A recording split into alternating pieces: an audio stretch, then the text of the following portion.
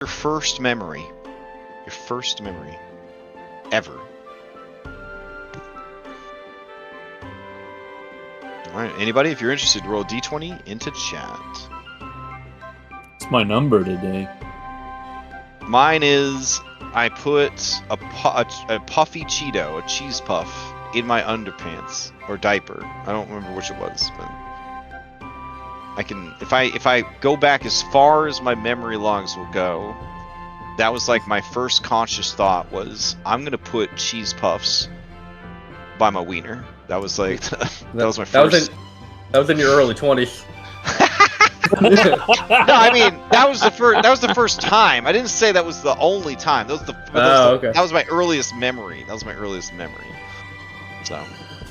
I might have had other memories, but I threw myself out of my high chair and fractured my skull as a baby, so I probably wiped all that. It started fresh with Cheetos. Hard reset. All right, looks like another 14 from Songbow. Nice. Okay, double feature Songbow. What's your earliest memory, Songbow? All right. So Tanuki are known for being sort of little pranksters and all that. I feel like Songbow's family has a tradition where the parents and all of the older siblings will like shape change into humans or their humanoid shape, and then at one point like try to trick their small child into thinking that they're weird because they're a Tanuki person instead of a human. So I imagine one of Songbow's earliest memories is him not looking like his parents and him being freaked out about it for a little bit. Alright, that's good. You may ask the same question to any willing PC or any NPC you've met during the adventure. The cube. Oh man. The cubes. Ooh, I don't know if this would be spoilers.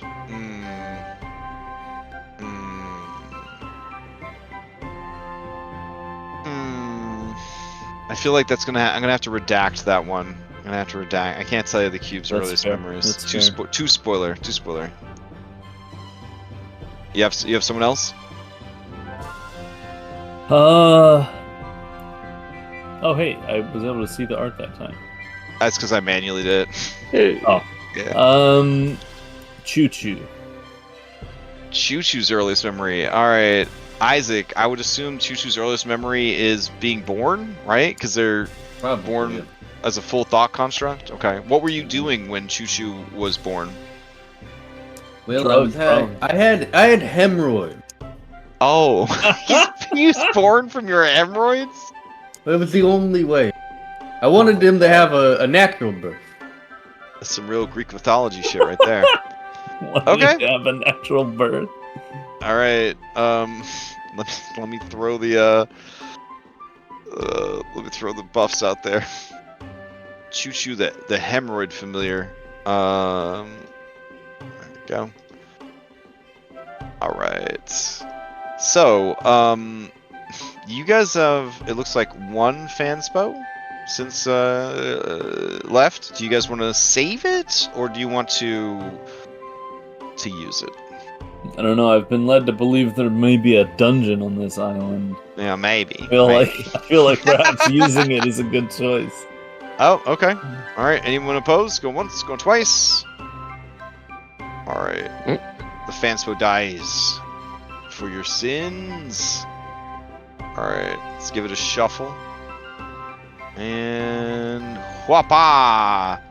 Oh, the publican. Okay. Let's see. That's just piss, isn't it? I don't. I think it's alcohol. The publican is wisdom. The stars. They are chaotic good, and they mean fellowship and refuge for those in need. But misaligned, the refuge is false or unavailable. Wow, that's a cool card. I love this. I do love the pack ripping because you can like rotate the card and stuff. It's all shiny like the cards in real life. Yeah, it's cool. All right, so we'll hand out some boofs for these fine heroes.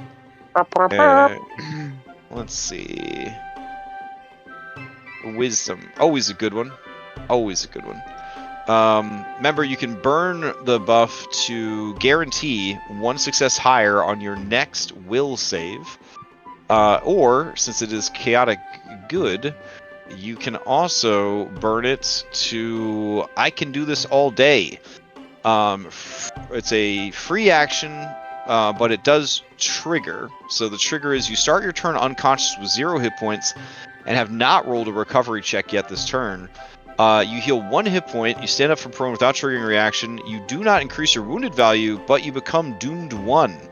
Enemies may feel compelled to rise to your challenge, DM discretion. If you are under an effect that prevents healing, this ability will not work. If another effect would prevent you from standing up, it still applies. Okay. So, with all that sorted, let's check on Lex. Lex, are you there? Hey, can you hear me? I can hear you. Yay! Hooray! What happened? You liberty to say what happened? Fucking idea. Okay. It was working a couple minutes ago, and then like 15 minutes ago, it just decided to crap the bed. So, yeah. Okay. Well, you're here now. We're ready to do this thing. So let me get some sailing around music for you guys, and then Bring it on. you guys can figure out what to do next. I think we left off with you guys interviewing your shanghaied crew. Do we want to pick up with that? I can grab the interview music. Let's see. I think we had just a major lore dump, so we got a lot of information. Okay. Yeah. So no more interviews. You want to just discuss what you learned before you progress. I mean, that's the thing that could happen. I've heard. I thought we finished the interviews? Question mark. Okay. I mean, you didn't talk to Michael. Michael. Yeah, that guy who I totally know who you're talking about. Oh, That's Yeah. he's not horrible. a prisoner. I mean, he was a prisoner. That's Are true. you saying that you freed him without finding out what his intentions are? I swear to God, Okay. if we get to the end of this campaign, right, and You just wanted to and play that. and this turtle That was the setup. is It was there. all just to get to play that fucking sound clip. Listen, I'll just say it. Down here is an assortment. Of shanghaied / rescued NPCs. So I mean, if you feel that you've gotten all the info you Wait, need out of them, who the fuck are these two in the middle? they're Dombeak Raiders without their masks on. Oh, I just thought happy. we killed all of them except for Asher. No, Oh, you yeah. had No, we had a whole Oh, group of like Du- 5 or 6 of them. Dust. Well, I mean, don't flatter yourself. Dust knocked out 2. You, And then yeah. you also be thankful we didn't save a rabbit. You got Dappler. You've got. He was the one who was sleeping, wasn't he? In that one I thought the one that room got sleeping got like myrtleized. No, we didn't. We never attacked him. I think he just. Nah, Okay. he saw No, the he saw shadows what got was it. going. He saw that was going on upstairs, and then he hid. So. Oh, okay. Then you got Azor, that you already interviewed. And then you got Floof. There you go. I can't see the name of either of these two. Oh, okay. Hold on. Let's see. Hovered by anyone name. Oh, it won't do the whole group anymore? Wow.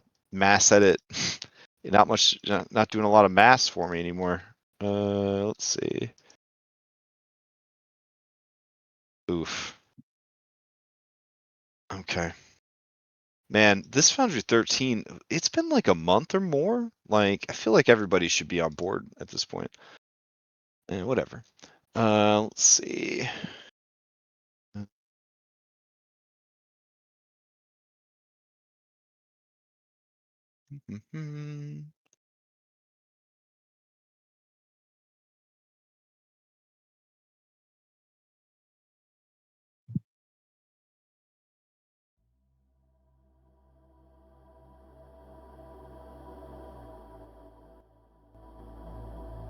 All right. So, oh I man, kind of do want to interview Radish. why is there got to be like singing in the background? All right, we're gonna turn on interview background music. There we go. Fantastic. This is definitely the sort of medieval fantasy music I've been looking for. All right. So yeah, you have people. You have a sick crewmate.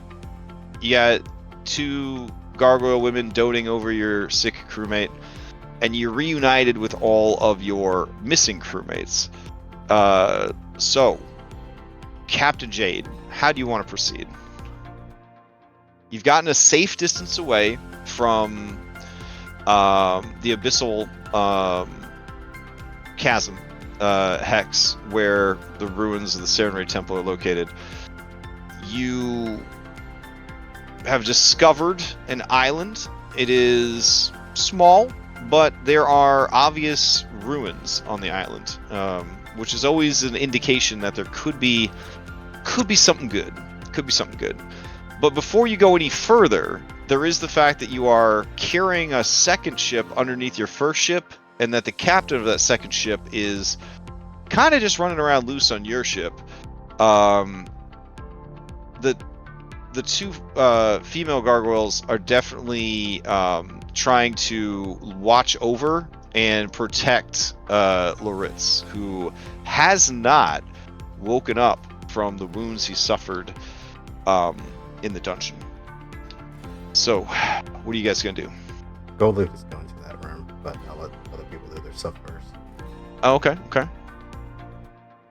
All right. Does anybody have anything that you want to see? Guys, want to see what Gold Leaf is up to, or do you have something else planned? I want to interview Radish. Okay, we're gonna have a Radish interview. Okay. Gold Leaf, do you need to be there for the Radish interview? No, he'll talk to her later. Okay.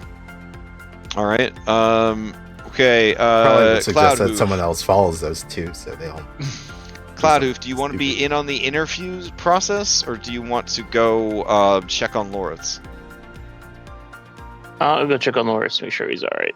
All right. Jade, interviews or Loritz? If you say Loritz, that means you're leaving Songbow and Isaac to interview the new crew. Yeah, no, that's not gonna happen. Okay. So while they're asking questions, I'm just gonna kind of sit in like a stenographer would, to make sure that everything is understood, and they're asking actual questions that are beneficial to learn information. Okay. So Odd will start with the interview with Radish. Even we'll check on Lords. All right, so we're gonna check on Lords first. All right. So in the scene, they have taken over a room specifically for Loritz. The two female gargoyles are sort of crouched in their way near him, barely moving, but you can see their glowing eyes sort of examining him with love and concern. You guys do know that the gargoyles of Terranathus are a tightly knit people, being exceptionally rare and long-lived. They have a very close community, and it's kind of in their nature to protect, especially their own. Maybe that is not so different from natural, one might say, gargoyles such as these two. As you open the door, they both turn and look at the two of you standing in the doorway. Here, hold on, I'm gonna change the music again. It's a little too upbeat for a man dying, so let's see.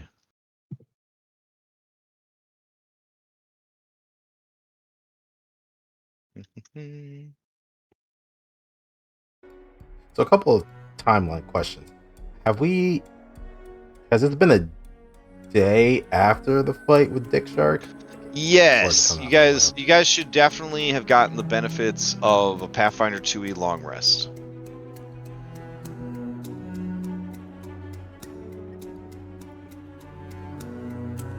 So, looking at Cloudhoof's assortment of stuff, you would not be prone anymore, you would not be wounded anymore, you would be 1 less enfeebled. And then... Yep, that would be it. Okay. Alright, cool. I really hate this enfeebled stuff. Bro, drained is so much worse. Drained is so much worse. Alright. Yeah, the two women turn to look at you, and the Iron Queen, who some say is named Catherine, she says, "What is it you want? Can't you see he's suffering?" Just a quick check to verify. I would be healed up to full. Yes, 100%. Okay. Didn't want to assume. Between Lay on Hands Jade and Medic Isaac, you guys have 2 sources of essentially unlimited out of combat healing. Yep. What are we doing here? This is our ship, and that's our friend on the bed, so we're checking on him. Well, But the your question friend- is, what are you doing here? The other gargoyle, who looks very similar to the first but softer, kinder features, says, "Your friend is suffering from the stone rot. You had to have known he was sick." We did, though usually he would have been probably up and about by this time. Though I see that he's not. And Goalie will go over to the bedside. The Iron Queen says, "The stone rot is a death sentence. It's not something you recover from. It's something that you survive as long as you can." Right, and Lords is a survivor. He's been living with this for quite some time, and we are trying to help him recover from it. Somehow. Yes, obviously he's lived with it for a long time. And she takes her her clawed, stony hand, and she wraps her knuckles against his chest, and you hear sort of a hollow sound. And then when she does that, Celeste looks so upset and concerned. She says, He's hollowing out. He's rotting from the inside." That's why we were trying to find a solution. I mean, trying any leads we could find. When you say that, the Iron Queen lets out a cruel cackle, and she says, well, if that's what you're trying to do, then you fucked it all up pretty royally. Yes. Okay, Catherine. Let's get this out of the way. What did we fuck up? Catherine! Who? The Dawnbeak Raiders are looking for a cure for the Gargoyles of Terranathus. You have likely set our operation back cycles. Well, then Oh. you fucked up first by stealing our friends. Celeste says, And then attempting to sell them. listen, the trafficking of intelligent beings is immoral. It's true, but they are an immoral people. And the end stop, right? Full stop, right there. It's immoral. We try our best to be moral, be better than the monsters we're trying to stop. Celeste looks at you and says, how could you support the people of Terranathus? I heard what they did to the Minotaurs and the other creatures, the Bokos, Bokodos. Kobolds. Kobolds, yes, I heard what they've done.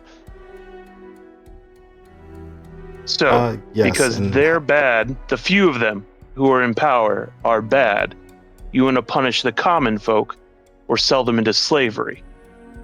You see how that doesn't add up? The innocent folk who Iron have Queen Catherine families. lets out another cruel laugh, and she says, the people of Terranathus are doomed. We are simply using them to help the gargoyles before that particular resource is no longer available.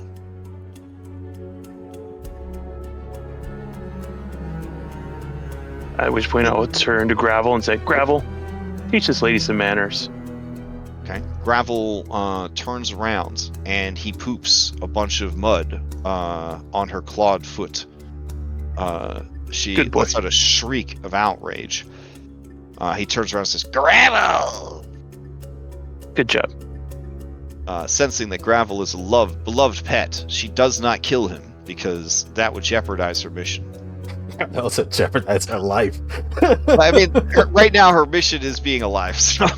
One and the same. Good. Yeah. I'm glad she knows. She says, you can set your morals aside. If you care about your friend, then you should join with us. Do you think he would ever forgive us for hurting others for his benefit? That's not the kind of person he is. Obviously, you don't care what kind of person he is. Otherwise, you would never suggest such a thing. He is a gargoyle. I know that. So all And he gargoyles deserves are the better same? He deserves better than what his creators have given him. Agreed. I won't dispute that. Then you punish the creators. You don't punish the individual or the others around him. How much progress have you made in finding a cure? We're closer than ever. Well, we have found some portals to other realms that have led to other elemental infusions, and I'll pull out the slime-infused float stone. See if maybe this one like this might help with it. And I'll even hand her the piece of it so she can look at it. Okay. She takes it in just the pointy part of her talons, on her hand, so she's not touching too much of it. She examines it. Her sister leans over to examine it as well, and she says, that is pretty fascinating. Ooze is a para-elemental of earth and water fused with floatstone. That's at least It's also three where elements. we found gravel here. That same location. The Iron Queen is dismissive and says, such creatures are common throughout the realm. Well, we're not from here, so we're doing the best we can. The Iron Queen raises an eyebrow at your comment and says, yes. You must be a genie mongrel then. Yeah, I have genie blood. That's about all I know. I never met my father.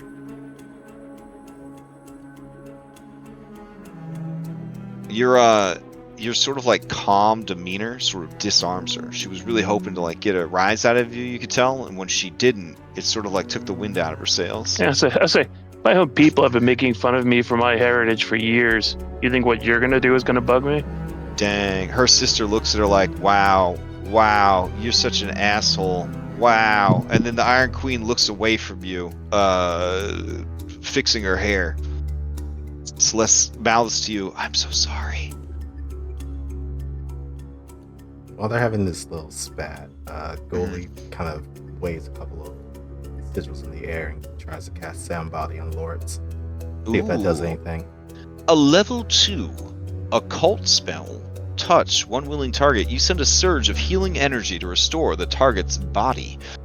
Attempt to counteract an effect of your choice, imposing one of these conditions on the target: blinded, dazzled, deafened, enfeebled, or sickened. If you don't counteract the effect, but you would have, if its counterattack rank were too lower, instead suppress the effect until the beginning of your next turn. Okay, that's pretty cool. I mean, I don't see this actually doing anything, but he's just doing something to try and alleviate whatever Lords is. Oh no, bro, I'm into it. I need you to give me a DC 30. This is beyond incredibly hard for someone of your level. Figured. DC 30.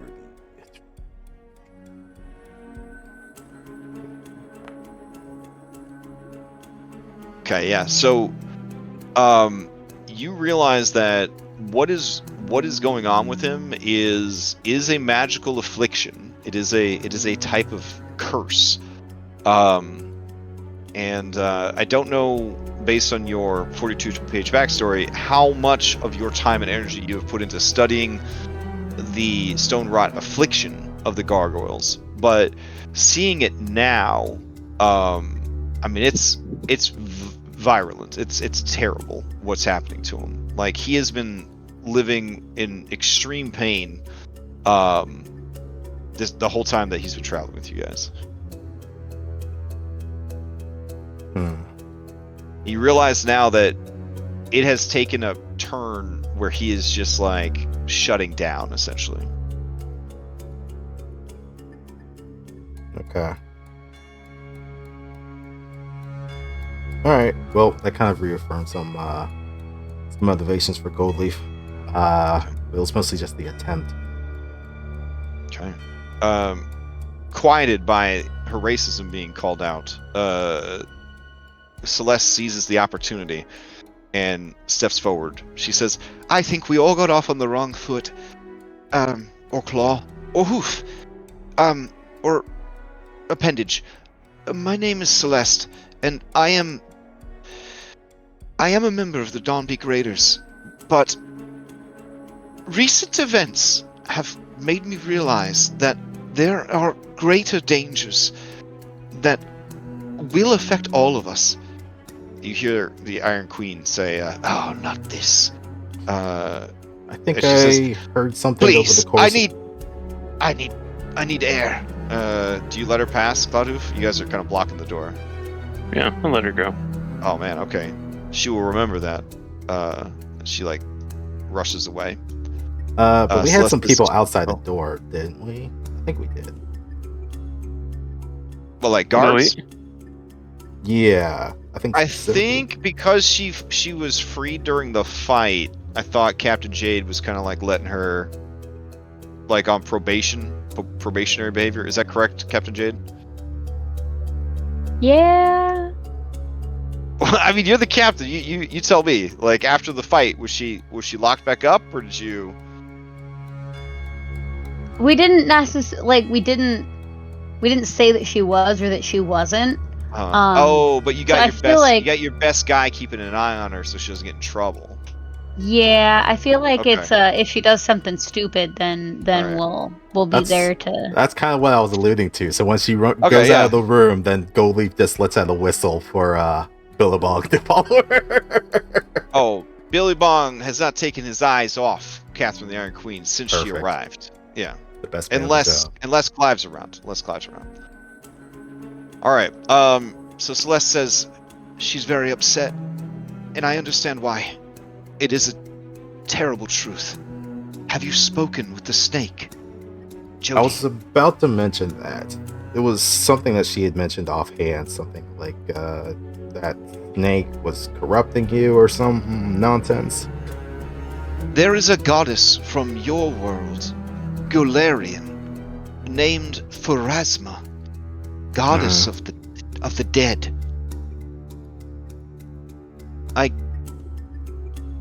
Apparently, she has chosen Jody as her champion. Oh, Here. that's right. We were In the talking to endless Bubbles sky. earlier, and he was translating for us. Yeah. Makes sense. Or sorry, she was translating for Bubbles. It was a very weird conversation. But yeah, she did Yeah. mention something about Pharasma. Well, Seraphine was translating for Bubbles, and then Isaac and I were eavesdropping using Jody as a translator from the outside the door. Yeah, the hallway. Yeah. Right. So Because we wanted the truth. You wanted the truth, absolutely. Right. So- Yeah, not that Celeste Seraphine says- spin.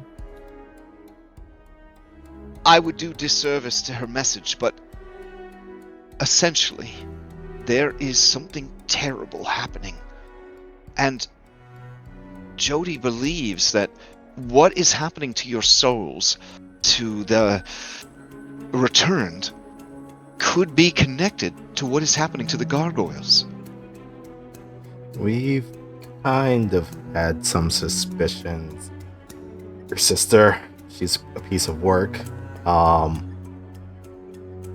But we have been talking, or at least trying to find someone who is an expert on the matter. Maybe they may have some more information. However, in your guys' brilliant infinite wisdom, you decided to steal the person that's close to them, so that's why we attacked you. Yes, well, when I was locked up with Miss Sunshadow, she said that her father, Arendor, was something of an expert, or at least what could pass as an expert, for the return phenomenon. Okay, so you know already. Good. I don't have to Yes, say it. she's a very loquacious woman. Right. Well, so her father went missing in Terranathus. No idea. He probably left the city. She contacted us to help her find him.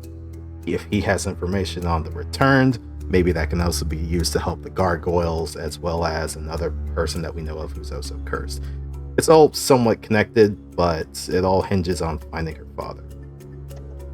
Well, if we had known how valuable her father was, we certainly wouldn't have just sold him as a slave.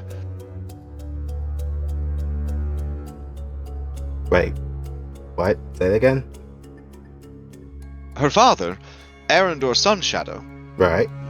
he was in our possession. Okay. And What? you sold him? Yes. To who? Well, to the people of Armon Kalara. They are fascinated with Terranathus. All of its people and animals sell for a high price there. We've been Oh, using the jeez. money to outfit the operation so that we can more Kill more quickly find a people? No, so that we can find a cure for the gargoyles. Right, but whatever actions that are as noble in curing the gargoyles is always going to have that taint of selling innocent people for fun to get. So, okay. Let's put it this way: the Dawnbeak Raiders are not known for helping gargoyles to everyone else. Nah. Well, that is because having a fearsome and infamous reputation makes it easier to do pirate stuff. Yeah, it also precludes a lot of people from maybe For assisting you example, in a task. When we arrived and found the small airship that we found Arendor Sunshadow on, the crew immediately gave up, and they actually gave up Arendor and all of his assistants in exchange for their lives. Yes, but it also leads to types like us who don't give a shit and will come after your ass. Ah, well, there aren't a lot of pirates like that around here. Everyone is usually looking out for themselves. I don't Yes. imagine you'll be around much longer if you go around. Well, it's not like we went looking for a fight. If you guys hadn't stolen our people, we probably wouldn't have tried to attack you.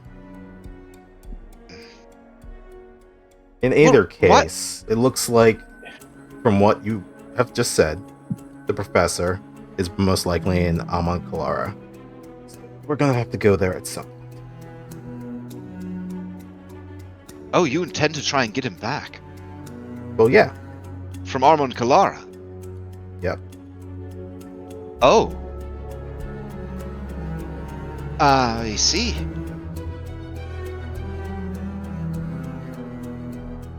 Well, if he's as brilliant as his daughter claims, I would like to speak with him.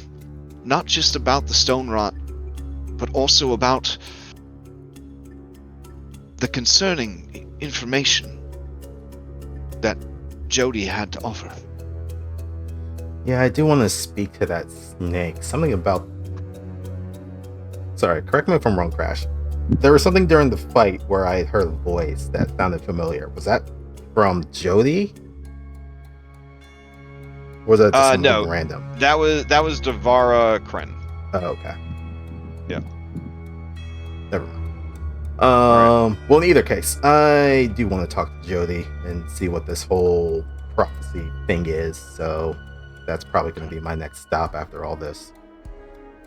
But it looks like whatever magic I have currently does not work on lords, so I guess I'll just have to try and get stronger. Okay. As you guys are having this conversation, we switch over to the interview room. Okay. Now, Captain, don't you worry. Isaac and I have got this. We're quite professional when we need to be. Yeah, you should have seen the interview we conducted on that snake. We Mhm. talked to her, and then she told us stuff, and then she wanted to leave, and we were like, wait, don't leave. And then she didn't. It was good. The door opens and Mephit comes in. And he says, I'm here for my interview. Please. Excellent. Have a- What's your have a seat. name? Pete and Pete. Pete and Pete. Is that Pete like and Pete? Pete's first name and In Pete's your last name? Or is it Pete is No, your first Pete- name, Pete- In Pete. is your middle name? Excuse No. me. No, Excuse Pete me, I'm and talking. Pete's And Pete- Pete's your last name? Pete and Pete's the whole thing. It's just one. That's one word. It's Pete and Pete. That's my name. Pete. Are you named Pete. after two different Pete's? No, it's just Pete and Pete. It's just one word. It's not two names. It's just Pete and Pete. That's me. So Well, like Pete and Pete, I'm Songbow. This is my colleague, Isaac. Hello. Check out our new Okay. t-shirts, and we show him our Isaac. boyfriend's All right. t-shirts. Yeah, we should Alright. have filmed the boyfriend seat. Yeah. Nice to meet you, Isaac. Nice to Mhm. meet you, Songbow. It's nice to meet you too, Pete and Pete. So, What exactly is this about? This is my first time getting shanghaied. I'm actually got hired on to work for Dumb Big Ritters. So I mean, I knew someday Shanghai might happen, but I'll be honest, I'm not very prepared. Well, For it this. makes you just feel walk like us you through gotta. what you do on like a day-to-day basis in your role. What do I do?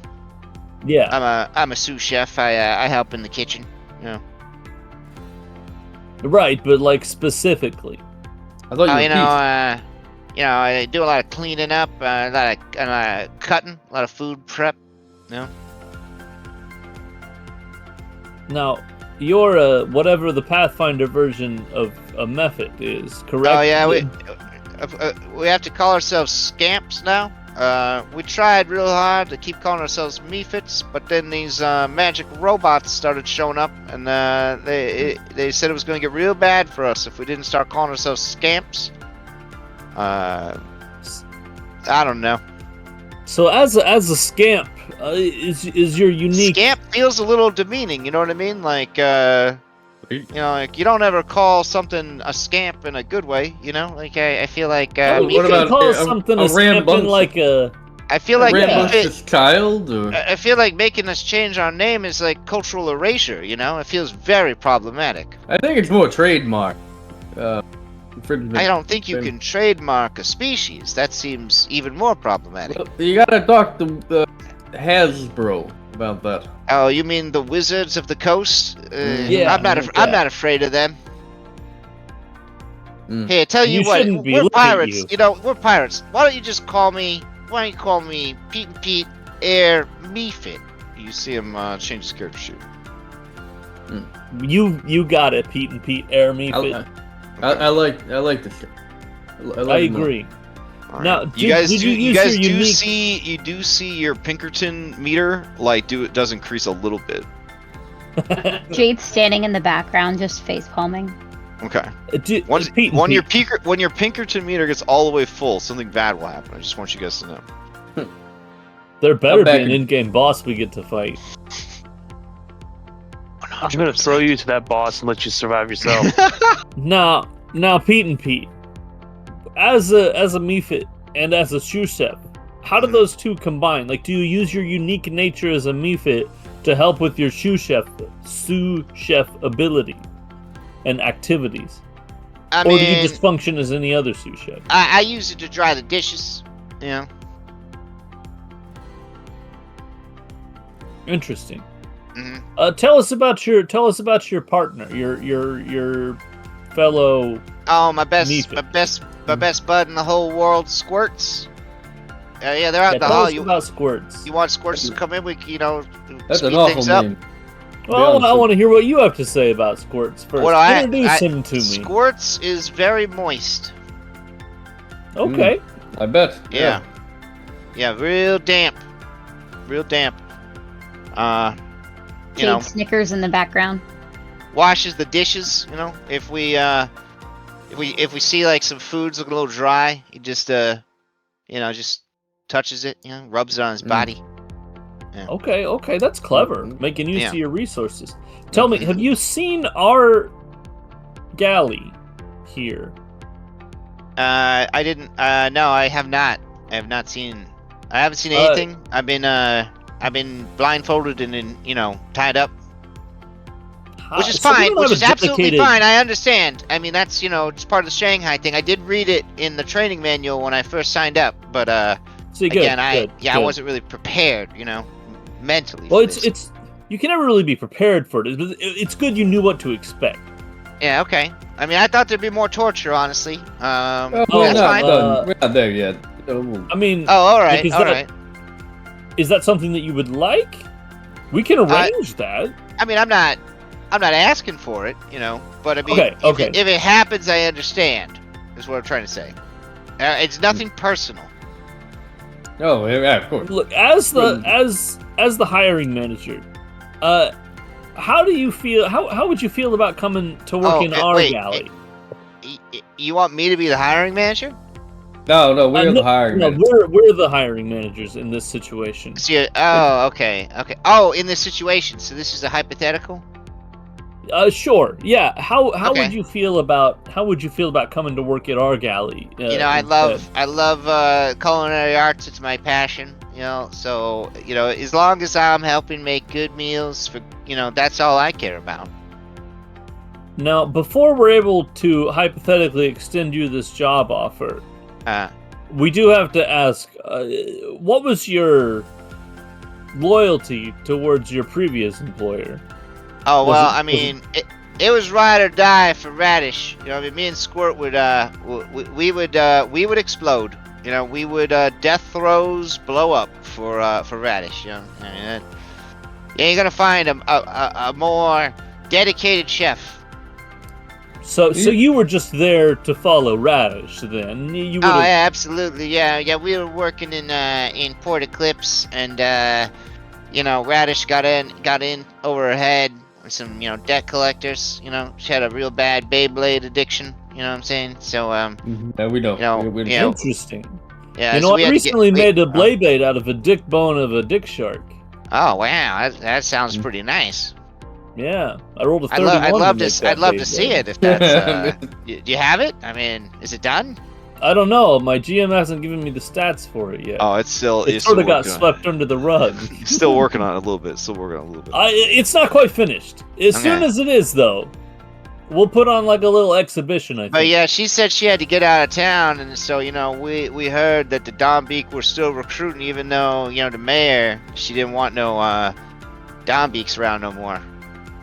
So she was just using the Dawn Beaks as a way to sort of get out of a situation she was in. She's not particularly like Oh no, zealous no. or anything. Oh no, Okay, wait, man. That's good to know. That's good to It's know. hard to tell, honestly, with the Dombeeks. Sometimes it's kind of hard to understand what the mission statement is. It just seems like they're real mad at Terranathus, but nobody really knows why. I think it just trickles down from the top, honestly. Everybody wants to. sense. Everybody wants to feel like they're a part of something bigger than themselves. See, anger is like an iceberg. What's an iceberg?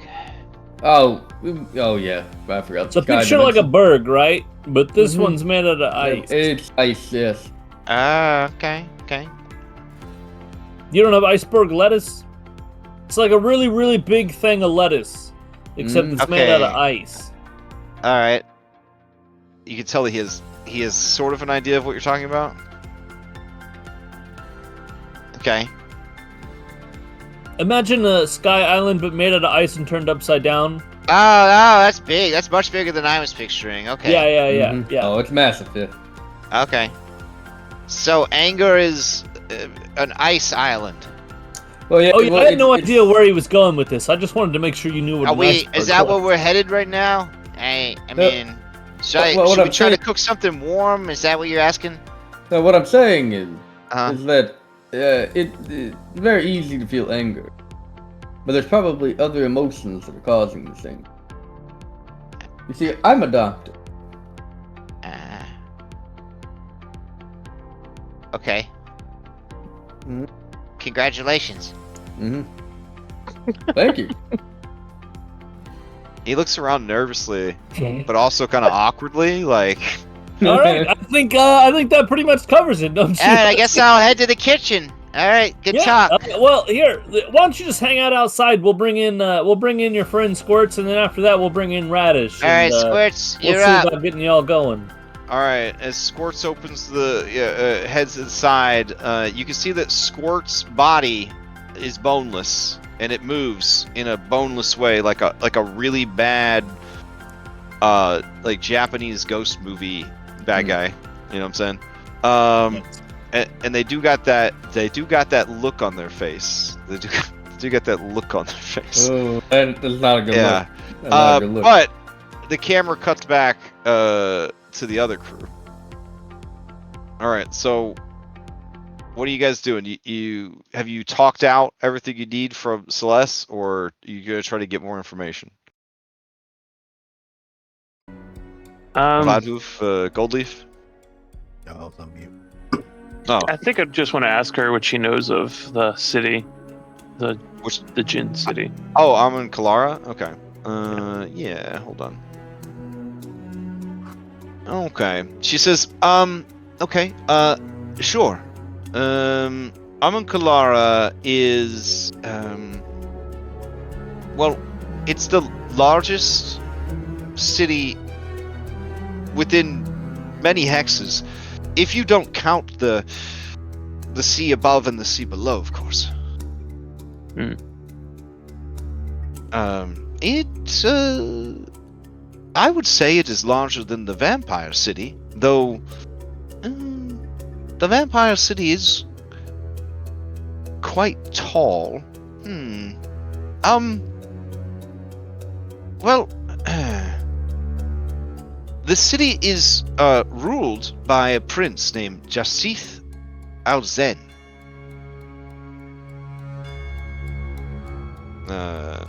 I'll post the spelling in the chat. There you go. Jasith Al-Zeh. Sorry, Al-Zen. There should be an N there. My bad. And she says, he has ruled over the city for a very long time. It's said that he holds favor in the Court of Winds. And, the city is a thriving trade hub, but it's also dangerously political because of its connections to the Court of All Winds.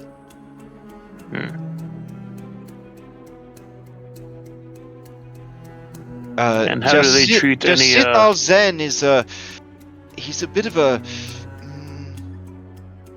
pervert. He has a breeding fetish. His goal is to produce offspring with every known creature and species he encounters. He even uses different types of magic to make it possible. The children that he likes are favored and live in the palace with him or are given important government jobs within the city. The children he doesn't favor are often forced to fight in his bloodsport coliseum until they die. I feel like I need to make an insight check. Goldleaf, you are familiar with Jasith Alzen. I was about to ask if I didn't roll anything to verify or not. Yeah, he's the G Lord that you were at a, I don't want to say direct interaction with, but close, like Kevin Bacon close, like to interacting with this guy.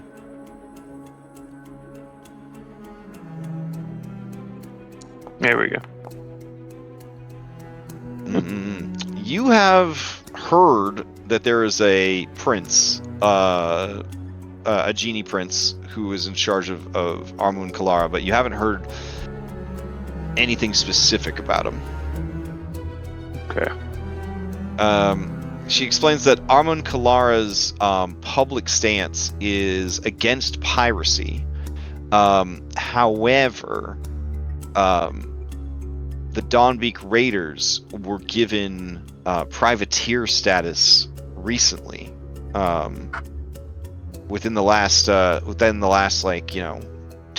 cycles or so.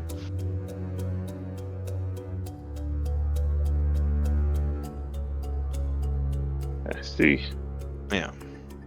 Cycles are like days in the world, right? You're kind of picking up that a cycle is like a year? Question mark? But maybe a day. It seems like different people use it differently. But if you had to kind of narrow it down, you do think that that she's referring to cycles as like a long time, not a short time. But yeah, it is. Yeah, the way they talk about time is very strange compared to the people of Terranathus, who, all wear watches, have clocks all over the city, artificially create day and night with magic, things like that.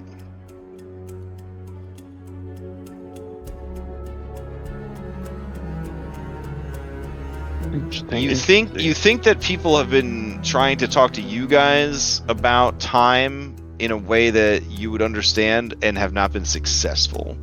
But it might be worth figuring out how they measure time versus how you guys measure time, because it could be pretty important.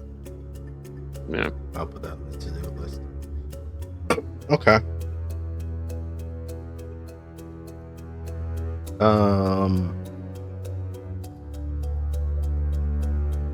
I don't have anything specifically to talk to her about.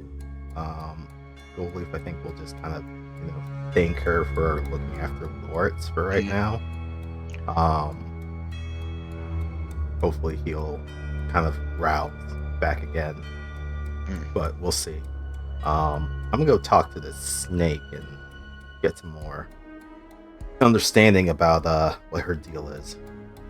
Okay.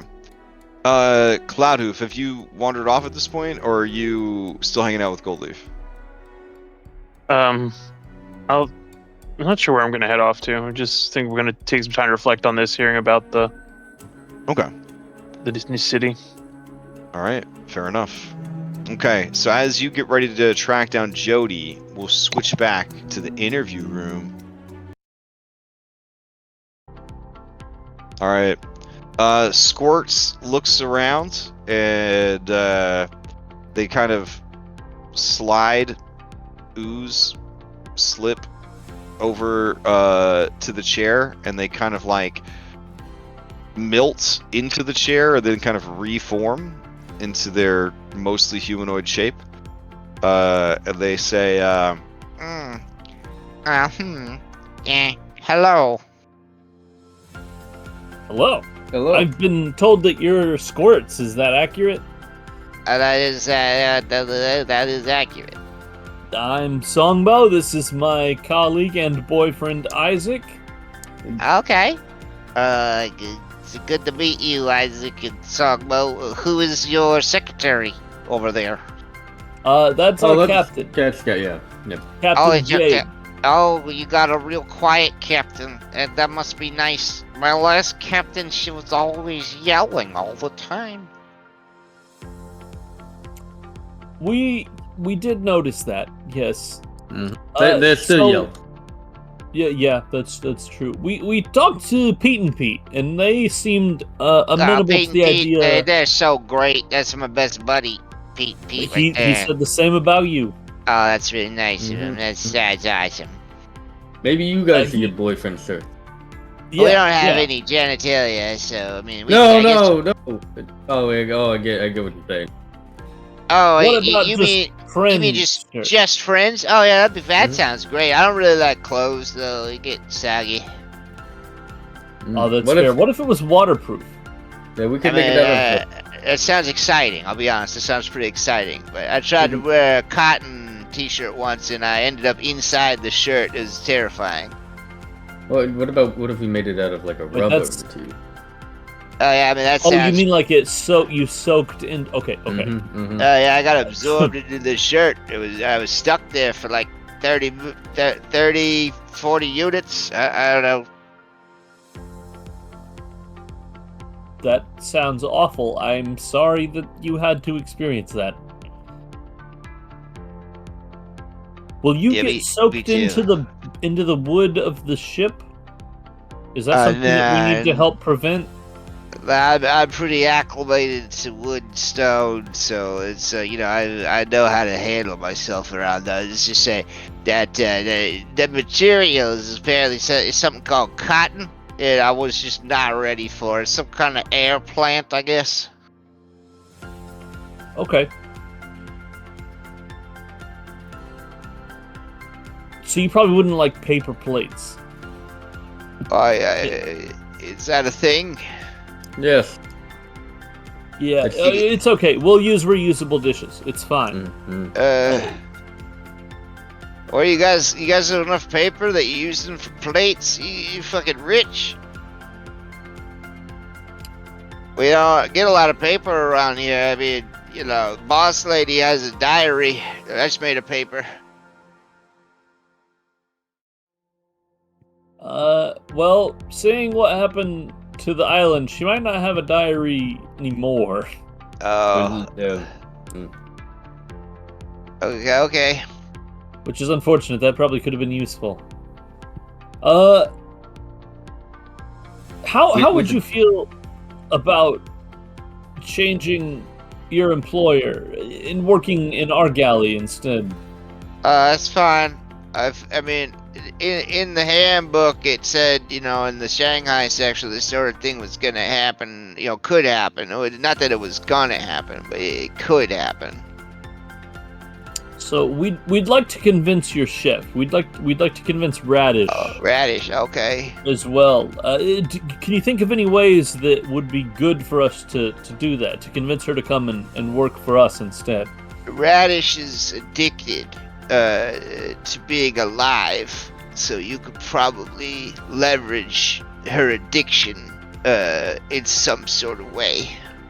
I've also been told that she's fond of Beyblades. Is she fond of using them or just betting on them? Oh, yeah, both. We do everything we can to keep her off the Beyblades. She's you know, she's for my, you know, she's well, she's in a bad way. She can't go back to Port Eclipse anytime soon. They're looking for her. So we shouldn't use Mhm. Beyblades as part of the way to tempt her onto our crew. I mean, that would definitely work, but I mean, she do have that life addiction. You could just take advantage of that, you know. I think they're saying that they threatened to kill her. Yeah, but you gotta watch out though, because you know her brother's looking for her because all the money she owes. You know, horseradish.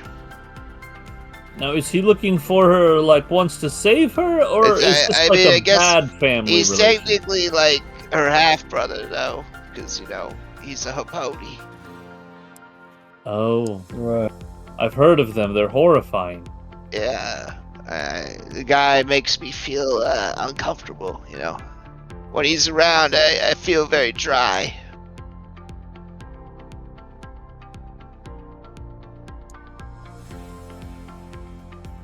Right. So when can you start? Now I guess. Perfect. Any requests? Yeah, can I have waffles? Yeah, okay, man.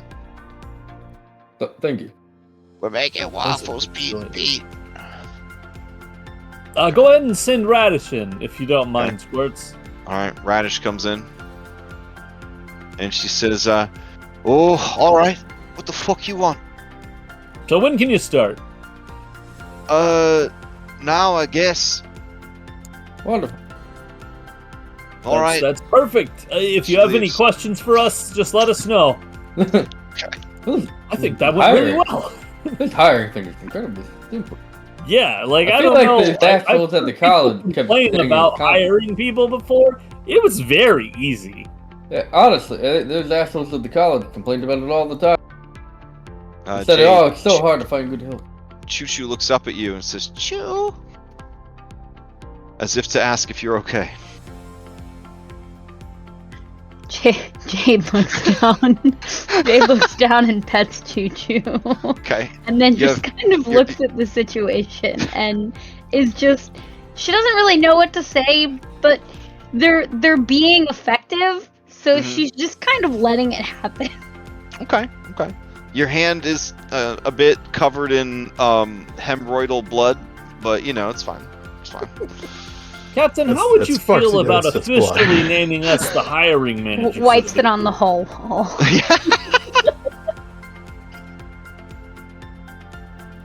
Oh wow! Looks like crew members looking for a promotion over there.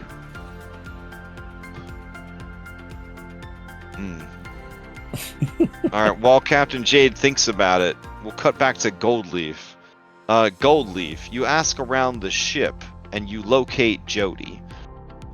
Jody is in the company of Seraphim and Bubbles.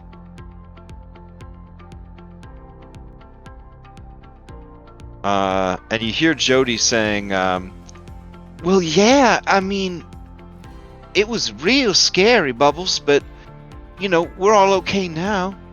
And then all three of them turn at your approach, Goldleaf, and Jody says, "Wow, what a resplendent form." Oh, why thank you. Your white scales are actually quite beautiful as well. She covers her face with her tail and says, "Oh, thank you." She extends her tail so that you may interact with it. I'm getting the sense that this is like, if this was more of a humanoid, they're like a lady, like of like noble standing, essentially, like how they're speaking, cadence, stuff like that. Maybe, yeah. Okay. I think he'll gently hold the tail and kiss it like he was kissing a hand. Oh wow! Oh man! Bubbles goes ooh ooh ooh, and Seraphim looks at you, and you see a negative, like a red negative sign appear above her head as she quickly looks away. You see a green plus sign appear above Jody though. and she says, "Oh my, how polite. We were just discussing the nature and manner of our rescue, and then the hideous creature, the abomination that chased after us. It's all a lot to take in." Yeah, it definitely was a lot. But I did overhear a part of that, and I do agree. It's good to have you back, Bubbles. Bubbles looks at you. He nods. I'll walk over to him and give him a dap. Okay. All right. So Jody says, If it's possible, could I speak to the captain at some point? I have some very important information from the goddess Pharasma. I've been looking for champions to help me in my cause. and you see like a huge glowing yellow exclamation mark appear above her head. Can't avoid this one. Normally I try to avoid them like the plague, but I can't this time. Well, certainly. I was actually, that's the reason I came over here. Was speaking with Celeste earlier, and she had mentioned that you were on a noble mission from Pharasma. I was interested to know a little bit more about it. But yes, we can bring you to Captain Jade, so she's informed as well. I understand they're doing some kind of Shanghai interviews, so I don't want to get in the way. You could always just come get me when they're done. Okay, will do. Then he'll walk over to Seraphine and the whole rescue. I hope it wasn't too what they were doing to all of you wasn't too harsh. She looks grim-faced, and she says, It was bad, but I've heard things could be a lot worse. If Clive hadn't taken the brunt of the punishment for everyone, well, it could have been real bad. Yes, I heard about Clive's bravery. We'll definitely have to congratulate him or celebrate their the thing that they did. It was actually quite noble. I don't know if they want to make a big deal about it or not, but when I heard what the others went through, I realized that the rough pinching and fondling of my chest was small potatoes compared to how the others were treated. Yeah, I think I talked to Oscar. He did lose an ear. But at least we were able to make sure that all of you were mostly in one piece. And I do want to apologize. I did ask for you to stay on the ship when we were at the Hydra Forge. I didn't expect that you guys were going to be attacked. It's alright. You came for us. You could have just taken the ship and left. No, everyone's important. Oh, right. He goes into his bag. I did promise that if I found anything there, and he'll pull out some. I think there was a couple of books and manuals that were intact in that poltergeist room. So he takes those out and hands them over to her. okay. She says, oh, they're slimy and the pages are all stuck together. Yeah, those are the best conditioned ones I could find. There was a whole ghost situation. Oh, alright. Thank you. I understand that our intention is to return to this place, try to make it into our base of operations. That and trying to refit our ship, maybe scavenge some things from the Iron Queens. But I think we may be coming on some smaller islands soon, so we may want to get ready for that. But let me go speak with the others and see how they're doing. Of course. Alright, so you head off. Cloudhoof, are you kind of heading towards the interview room with the rest of the crew, or did you need some more time to kind of process what you heard about Arwen Kalara and the prince?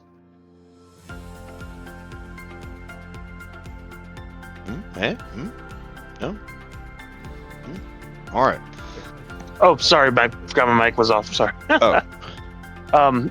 he wouldn't be any particular rush, but he would start heading over there. He like Okay. Try The to- two of you arrive in the middle of Floof's interview. Okay. Floof comes into the room, or has been in the room with you guys. When she entered the room, she floats like 1 millimeter off of the ground. So just like, toe dragging, kind of levitate, like a little ghost. She is halfling size, but adult aged sylph, and she kind of hovers 1 millimeter above the chair, never actually making contact with it. And she says, "Okay, what's this about? Is this a Shanghai situation? Do I have to be someone's wife now, or you're going to sell us into slavery? What's the situation?" So it's sort of a Shanghai situation. You don't have to be someone's wife. We're not going to sell you into slavery. Oh, it doesn't leave a lot of options then. I guess I have to join you or be killed? I don't really like the sound of that either. You can join us. Did you read the section about Shanghai? And Listen. You know, wait. So you know how you go and you stay in like an inn, and like they've left their various instruction manuals for how to get to the afterlife in the inn table of the inn. They didn't do that for a pirate's manual on this ship, right? So no, I haven't read the section about Shanghai. So you're just making it up as you go along? I mean, I prefer to think of it as not being constrained by the way other people have done things. I see. You see, you could write your own instruction manual. Yeah. I can write the instruction manual for you if you want to. Yeah. Well, one could, like the ephemeral you. What's this person's Capital job? Y. She seems That's to be our doing a lot. captain. She She's seems here to be doing a lot. Why is the captain writing everything down? What shouldn't one of you be doing that? Well, so she likes to supervise, right? Oh, not a much of a micromanager. You know what I mean? She likes to supervise but not manage. Well, I think no micromanage. If we ever screwed up like real bad, she would kill you. Stop us. There's no better way to give people Wait, experience did you say she than would to do things on their own. She would top you? Is that what you said? No, she would stop. Stop. She would stop. Oh. She blushes. Was that a little. something that your captain did? I don't think what happened with my captain is relevant to this meeting. That's fair. So, how did you get involved with the Dawn Beak Raiders?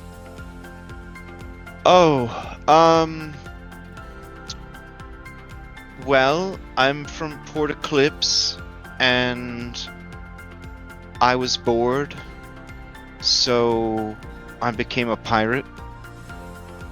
Okay. I became a pirate by signing up to help someone with something, and then suddenly we were being attacked by the officials. And that's how I became a pirate. What I'm hearing is that you're not particularly attached to their "what if we destroyed Terranathus" for seemingly not liking 5 people. No, I'm definitely in the death to Terranathus camp, but I mean, from what I understand, Terranathus is marked for extinction anyways, so it's not really something that I have to work towards. It's more just waiting around, I guess. So, marked by what or who? Oh, well, this is the endless sky, and that's a terrestrial city. It's only a matter of time before the Duchess of All Winds, well, destroys it. Okay, so let's think about this for a second. Huh? This is the elemental plane of air, correct? Yes. Yeah. And the things that you call Sky Islands are Earth, correct? Yes. Yeah. So one must imagine that when this place first began, there probably was only air here. Oh, you misunderstand me, I guess. I don't mean that the city will be destroyed. The city isn't innocent in all of this. So is the landmass. I mean the people and the animals. You're a sylph, correct? Yes. Which means you're half air, half something else. Yes. But I was born in the endless sky, so I'm a native to this plane. There are many native-born sylphs. The sylphs So of then- Terranathis are likely the result of curious jinn or sylphs. So let's say the captain and I fall in love and get married and have a child. That child is then native to this place just as you are. Yes. Are and they a target? There's a very high chance that that child might be a sylph, even though neither of you are, because of the infusion of the elemental air. So is When it she being says a this, sylph? you have heard of such things happening in the city, and it usually leads to a divorce. When people are like, "Nah, baby, it's your kid, I swear." Yeah. Then why is his hair curly? So is it being Then why born is the here? fucking baby floating above the crib? Why are they blue? Yeah. Is I it knew it. being born here that makes one a native then, or is it being part sylph that makes one a native? Oh no, it is where your essence formed.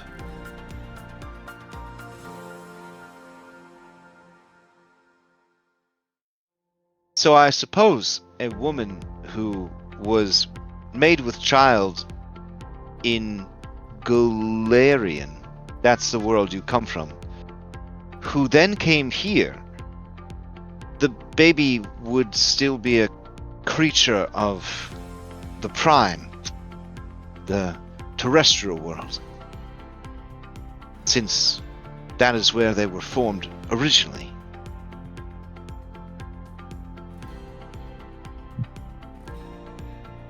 Interesting.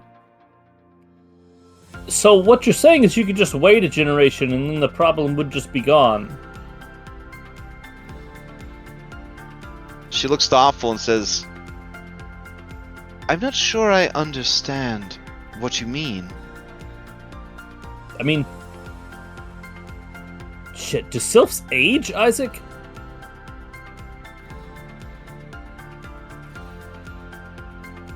So people get older, and then once they get too old, they die.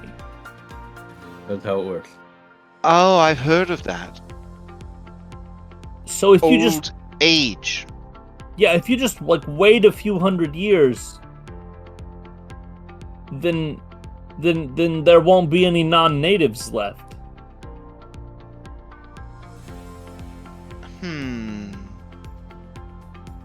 Because they'll have killed each other. Well, no, Because because they they've would've died of gotten old age. old and died.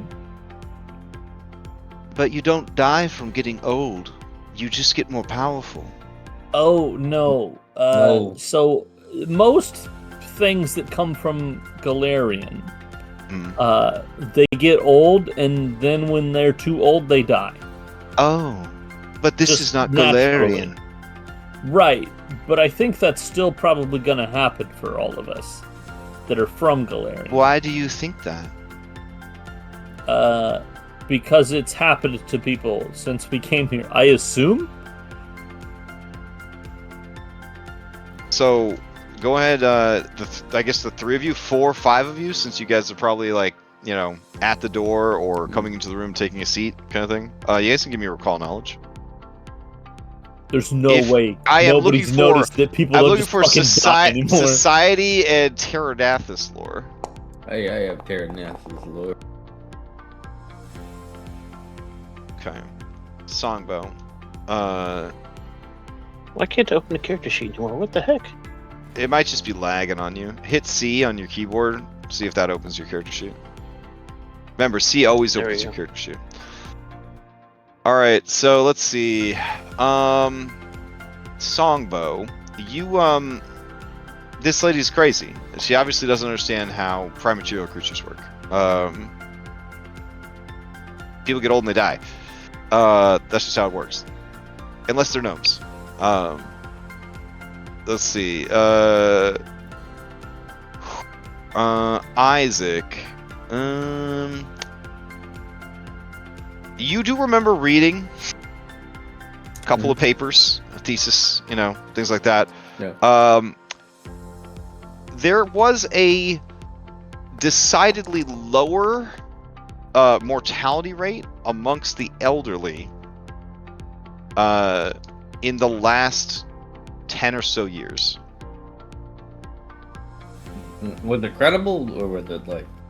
I mean, they did provide some pretty strong evidence, but they didn't receive their request for funding to research it was turned down by the Academy.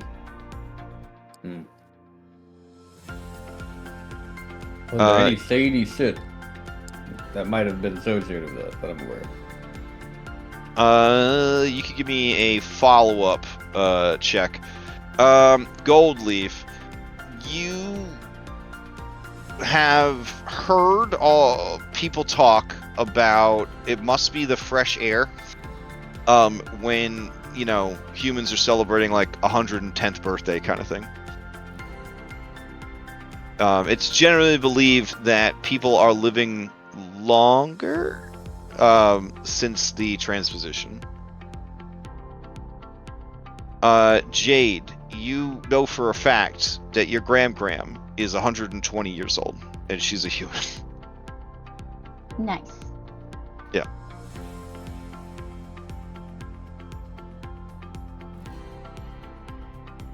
Isaac, did you give me a follow-up? Let's see. I don't see a follow-up check. Give me a follow-up recall knowledge. I didn't know if it was going to be a recall okay. knowledge, Okay. You don't recall why it was the funding, other than them just saying it being rejected. You didn't actually pay attention to why. That's fair. Okay. Okay. I mean, if you're waiting for a dwarf or an elf to die, you're going to be waiting for a very long time. As Goldleaf enters the room. Thanks, Goldleaf. Very helpful. Floof How's says, it going here? I'm not really waiting for anyone to die. This whole thing got started because they asked me if I did or did not want bad things to happen to Terranathus. Is that what the original question was? It was how you felt about the Dawnbeak Raiders mission having changed to be annihilate Terranathus. I like the mission because it feels focused, and I just feel like that's important to have goals. That's fair. What if we refined it even further to get rid of the people in Terranathus that had us hunted down for a reason that we don't know? I mean, what you guys get up to is your own business, I guess. I'm your prisoner, so I can't really... Oh, no, sorry. If you want my opinion, though, I think any goal that you care about and that you manage and nurture is good. Well, what's your goal? That you don't seem to be particularly fiery about this Terranathus goal. It's sort of like a thing you think will happen. Fiery? No thanks. Men are... No, sorry. I think what he's trying to say is your personality is very go with the wind, not really driven. Oh, easy breezy. That's what they say sometimes. Yeah. They say that about you? Yeah. That was actually a friend of mine growing up. Her name was Easy Breezy. She was kind of a whore. Ah. Now, like slut or whore? Oh, well, she started as a slut, but I told her that she could be doing so much more, you know, so that she became a whore. Okay. It's good to have goals. At least she's getting paid for it, I guess. Yeah, she's still working, I think, at the Cox Landing. Is this like a if you love what you do, you never work a day in your life sort of situation? I or- suppose, yeah. I mean, I liked being a pirate. I mean, wearing the mask was cool, and you know, when people would cry and beg for their lives and stuff, I mean, it was pretty nice. See, now we're pirates, but Yeah. Are only you though? sort of like by definition, not like really by aim. It sounds I like mean, you're we're just pirates because we're refugees sailors from... that have been outlawed by Oh. our kingdom. That, So you're just by criminals. definition, makes us pirates. But I mean, that's not what pirates are. You fugitives. Well, no, we're pirates. We're criminals. That Well, what kind of pirate stuff have you gotten up to? we just kicked the What are you crap saying, out of a guys? bunch of Dombeek raiders and stole their ship. I mean, Is that- I mean, I guess that's kind of piratey. We're Shanghai to a bunch of people. Yeah. You know, you guys are horrible at talking to people. No, we hired recruited two 3 sous chefs people. and a chef. They're doing we're okay, great I at- guess. I did think there'd be more torture involved, but that's okay. we're Well- not a really. We're okay. So we're like an equal opportunity workplace. Okay. Well, I mean, I can work. I know how to do airship stuff, and I can kill See, people. That's fine. The thing that we're concerned about. I have right, very good penmanship. Ooh, okay. Would you be able to take notes for Isaac and I when we conduct experiments? What do you guys experiment on? Whatever we can. What? Each other? Anything. You guys know there's more important stuff than your guys' experiments right now. You don't know that? We could solve the gargoyle disease. Yeah, I mean, Oh, you could solve the stone rot? That would be pretty great. That's kind of the I mean, whole... that is something that's- that we're sort of investigating. Yeah.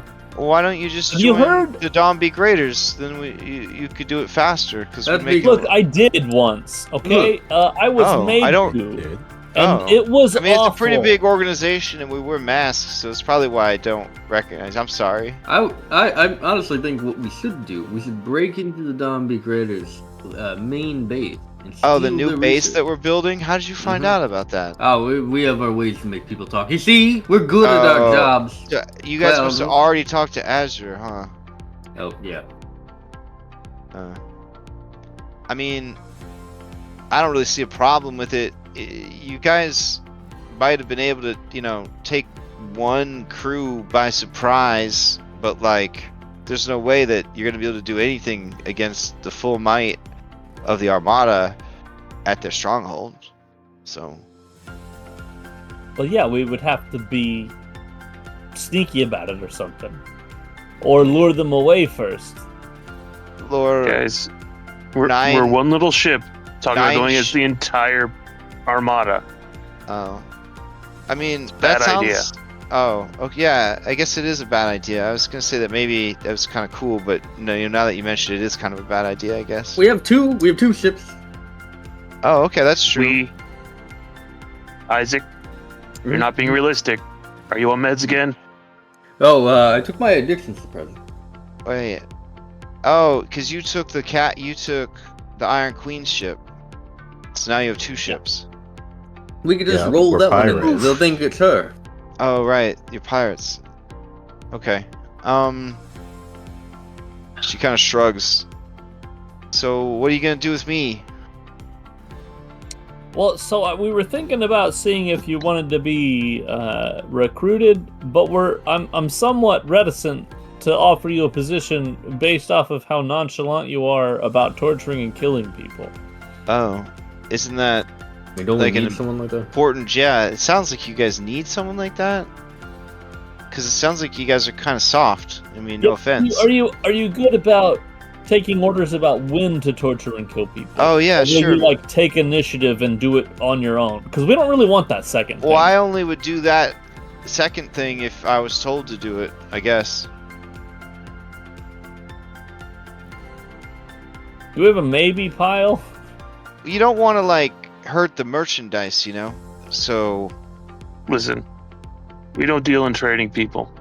oh, okay, that makes it easier. People are a pain to, you know, especially if they crap themselves or something. Like, can't tell you how many times I've had to wipe a person's butt because they were too weak or tortured to clean themselves up. You know, you don't want them getting sick or anything, or eating their poop because they're starving.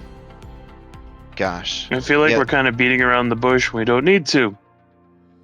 Do you want to join the crew, or do you want to get thrown Sure. overboard? No, it sounds good. I'll join the crew. Sounds good. Okay, do I get a brand or a tattoo? Is this some kind of like hazing ritual? You have to Nope. get a face Well- tattoo. Stop. Well, Isaac, what there's the- no face tattoos. How come you guys don't have a face tattoo? Isaac he is lying. does. He's We're making up working on shit. it. No, that's not true. I wanna Yes, see you him are. do it. He's the only feel one with the a hood, face son. tattoo. we'll think I'm gonna of turn Isaac something. upside down until he stops talking. I'm gonna. Should I go now? You're the captain, right, lady? Oh, she's not. AFK. I see.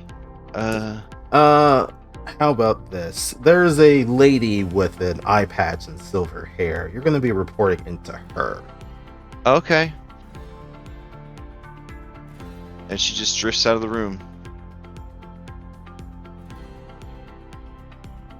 Seriously, your two's priorities really skewed. All right, this. You're this- the one that's hiring people that are so willing to just kill and torture people like it's This not guy even a big deal. Dappler says, hey, Oh, hey, buddy. Join the I crew don't- or thrown overboard. I'll join. We're not gonna I'm- throw you. We're not gonna throw Alright. you overboard. Good talk. Did you enjoy your nap on the bed? Yeah, he yells from the down the hallway. I Perfect. like your hair. I'm getting very dizzy. All right.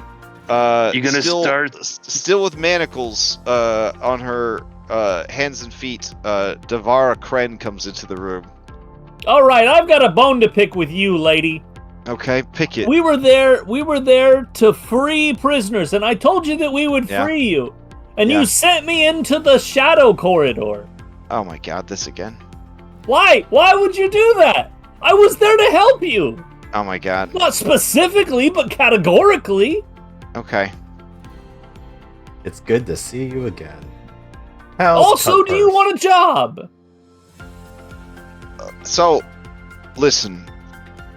I'd like to tell you that I've seen the error of my ways, that being on the receiving end of human trafficking has made me rethink the terrible things I've done in my past, but I don't think you would believe me if I said Look, that. Cloudhead's So, going to tell you that you're going to join or we're going to throw you overboard. I'm going is to that tell the only him two that we options? wouldn't throw people overboard. Oh, I'm gonna roll sense But I motive on honestly, this. he's I much would. stronger than I am. well, I'm tempted to throw you overboard. I mean, Go beat it.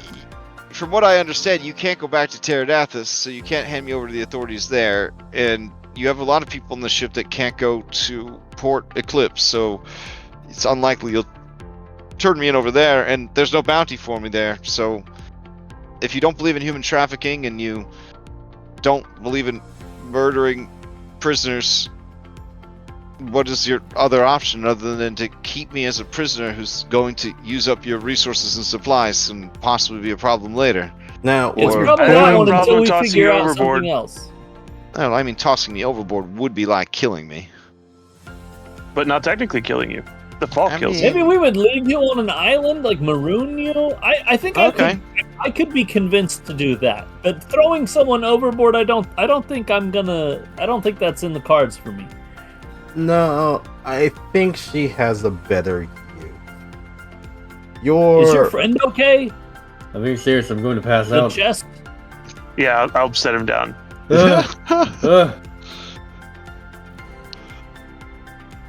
Yeah, the large mimic. They said that they sold them off. Yeah, my sweet baby coin purse. Is that what you're talking about? Yeah. We could. They sold him to the genies, right? Yes. Okay, well, like, The same people that they sold that girl's father to. Yeah, I just heard about that. And you want him back, right? Yeah. I definitely want him back. so let's team up, get people back from the genies. Okay. There's another thing you're also going to help out with. Your whole network was selling minotaurs, especially some of the kids. Well, it was human and animal trafficking, yeah. Right. You're going to help us with your connections to try and get those people back. Because they didn't deserve that. All of them? As many as it takes. Well, I don't know where the people get sent to. That would be the Iron Queen. I only get them out of the city. And I'm not even the main person for that. Well, whatever connections you have, you're going to I help work us. for a guy named Zephyr Kane. Yeah, we saw that in a letter. Yeah, so are you like a member of the Dawnbreak Raiders, or are you just like a contractor? No, I'm a contractor. Explains the difference in masks, I guess.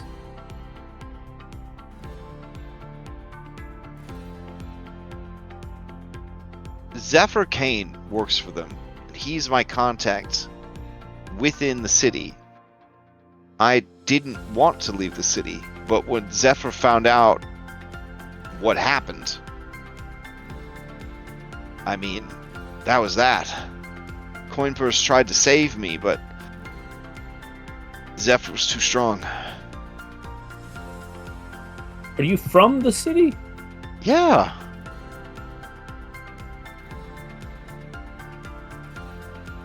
Which part? I'm from the coin district. Did you know the Dawnbreak Raiders want to kill everyone in Terranathus?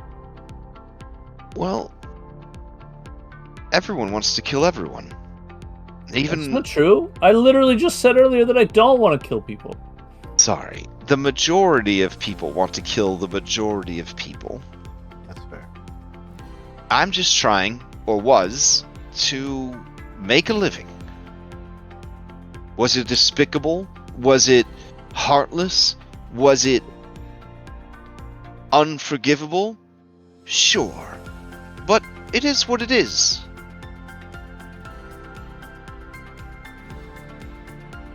Okay, like working in a cafe is just trying to make a living. I feel like there's more to it when you're human trafficking.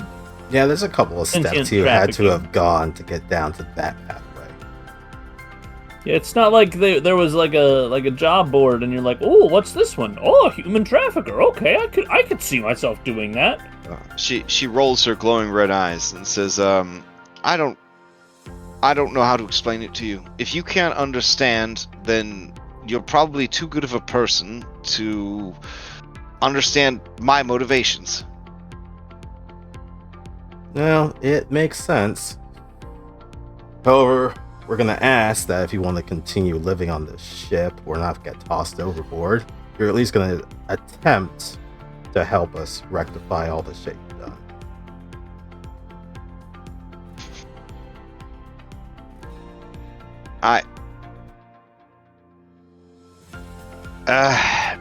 I don't want to die, so I will assist. Good, that's all we ask. If anybody on this ship comes under harm because of your actions, that's it. She nods at you, and she says, good. That's the first bit of steel I've seen since I got here. Other than the bars. The door opens, and Inky Baby comes in with interpreter Jody. Oh, hey, Jody. Oh, Who's hey. Who's this little guy? This here's Inky Baby. he's a prince from Terranathus.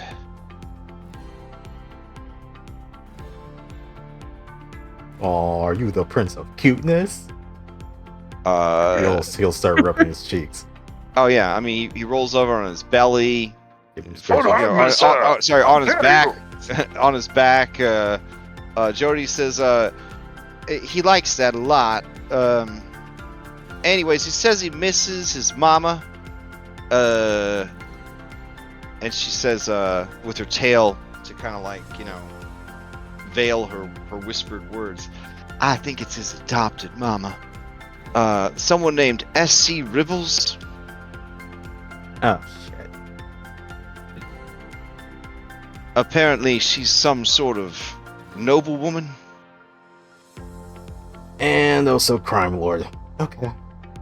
This is Ribbles' dog. He says that Oh, this is good. This is good for us. if he's returned, whoever does so will receive a princely ransom and the eternal gratitude of his kingdom. Yes, this will help us get in some good graces. The problem would, of course, be getting into the city. Yeah, that is gonna be a whole. We do have a different ship now. We could always return in that ship. It would just be a different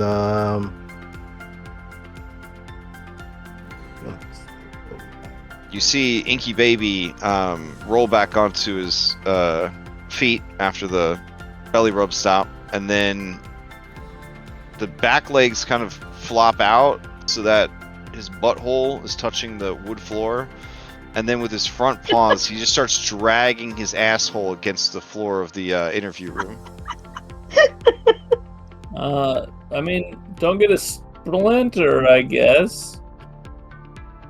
He says, "My asshole itches." That makes sense. That's unfortunate. We'll get someone to help him with that. She says, "I'm gonna be honest. Just because I can understand what he says doesn't mean he really has a lot to say. It's just kind of the same stuff over and over again." Okay. Well, tell him that when we get the opportunity, we'll try to return him back to his mama. All right, I will do. All right, she turns to him, kind of hisses at him. Hiss. Inky Baby looks sad. And then begins to make a horrible sort of like sound at you guys. And then leaves the room. Okay. Slowly but with purpose, Michael the Snapping Turtle comes in. He was the first one trying to get into the room. He got in there. Okay. You see a yellow exclamation mark above Michael's head. Jody says, Michael here's on an important quest. His 3 brothers and his adopted father were all kidnapped by the animal traffickers. He was investigating their disappearance when he got captured as well. And what were their names? Oh, Leonard, Donald, and Ralph. And their father's name was Woody.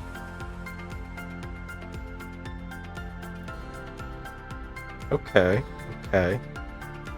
Did they say where they sold off his brother's father? Was it also on Kalara? She turns to Michael, and then she turns back. She says, Michael says that his investigations have all pointed towards Amon Kalara. Okay. They're paying top money for animals. Okay. Well, we'll add Maybe we We can have to help him. I'm not there. Your headache has prevented you from meeting the strongest Yep. of all NPCs in the campaign. If all four of his missing family members are reunited, unlocks the most powerful B team ability in history. Shell shock. Or power. Or turbo power. Either one. Alright, well, we may have some business in Aman Kalara, so we'll add you to the list. How's that? Oh, when yeah, I you mean, say we're that, already visiting there for 2 other reasons. Michael lets out an excited sound. I knew it. He was waiting to Yup. place that somewhere. Very slowly, he flips himself over onto his back on purpose. And then very Oh. slowly, he spins himself in a circle. Oh, he's breakdancing. But he cannot get back onto his feet. Alright, then after a couple of moments, when he looks like he wants to get back on his feet, I'll flip Okay. back over. Okay.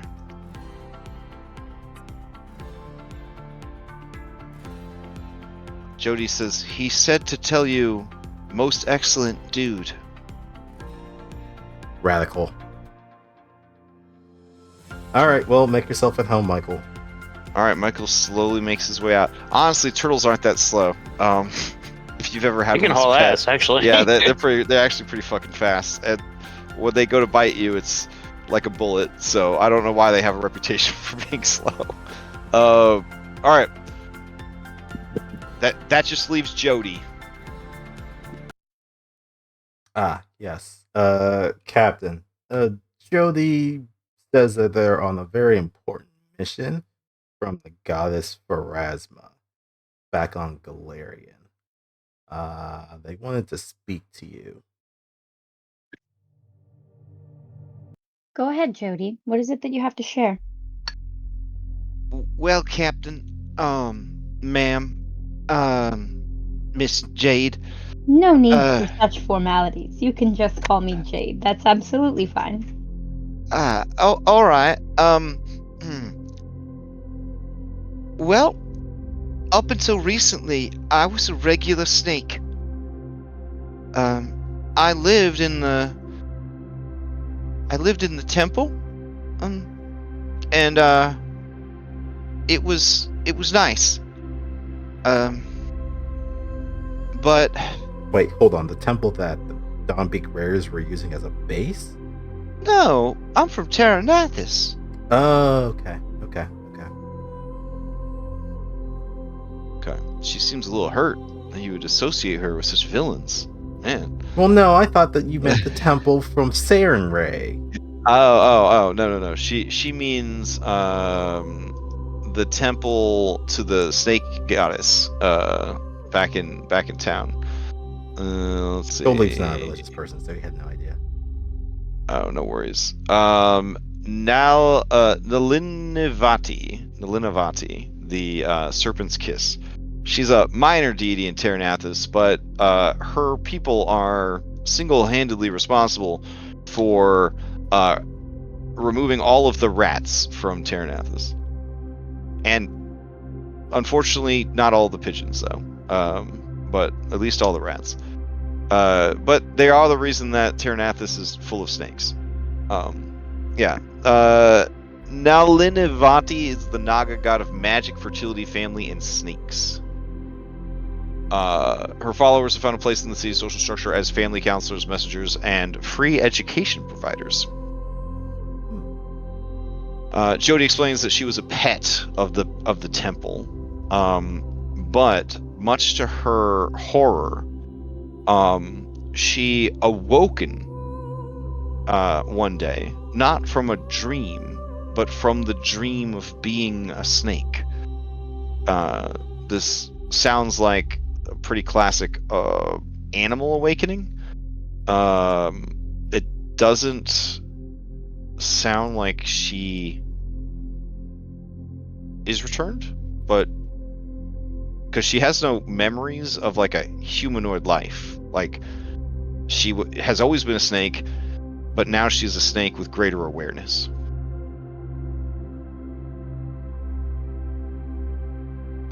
And she says, at first I didn't know what to do because everything was so strange and different. I knew in my heart who my true goddess was, and I felt betrayed that this Pharasma lady would take me away from my goddess like she did. But I understand now that my goddess allowed such a thing to happen. That my service to the temple must have been so good that I was chosen for something greater. A higher calling, if you will. I suppose so, yes. Pharasma told me that a great and ancient evil is coming for the people of Terranathus. And that evil, it's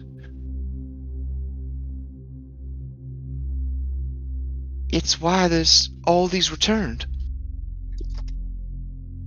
It's scaring away all the souls that are trying to get back to Galarian.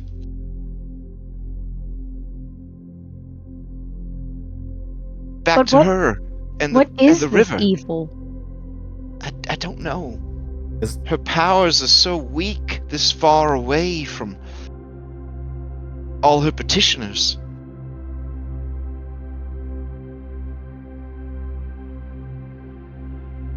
This may sound silly, but do you have any idea of what form of evil this is? Is it a physical form of evil? Is it magical? I'm not exactly sure. It's ancient, and it's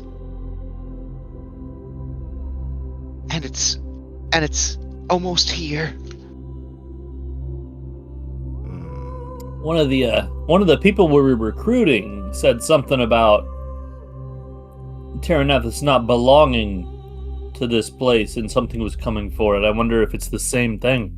Right, I caught the tail end of that conversation. It sounded like it was the Queen of Air and Darkness or something that may have not liked what Terranathus says, how it came here. I don't know if that's the same thing you're talking Oh. about, Jody, or You're talking about the Duchess of All Winds? Duchess of All Winds. That's it. That's a different person. Ah, okay. So different evil that's coming for the city. Yeah, the Duchess of All Winds is the absolute ruler of the elemental plane of air. And she can't abide prime material beings. But this But And apparently it's- she's a bit capricious and really wrapped up in her own stuff. So from what I understand, Terranathus is many hexes away from many hexes away from even the closest of her means to notice us. Or So- the whiz robes in charge of the city are concealing it from her.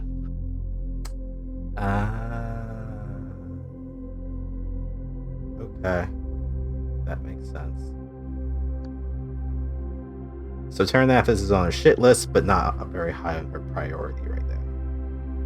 Also, that kind of explains the academy. She points at the papers and ink on the table that, you know, obviously you guys have a little table where you're taking notes and stuff. She says, would it be all right if I wrote it down for you? Certainly. Oh, okay. Let's see. Alright, let me get this out of the way. So she says, so if this T is Terranathus, you've got the Duchess, and she wants to get at Terranathus, and then you've got the Dawn Beak Raiders. Oh, that's another D, isn't it? DB. Here, DB, sure. And they are mad. And then you've got the Prince and Armand Kalara, and he just taken from us. I don't know what he wants or what he's about. and then you got Port Eclipse. It seems like they just want to be left alone. They don't really give a shit about Terranathus. At least that's my understanding. But then there's another thing. The evil. And it wants to get to Terranathus too.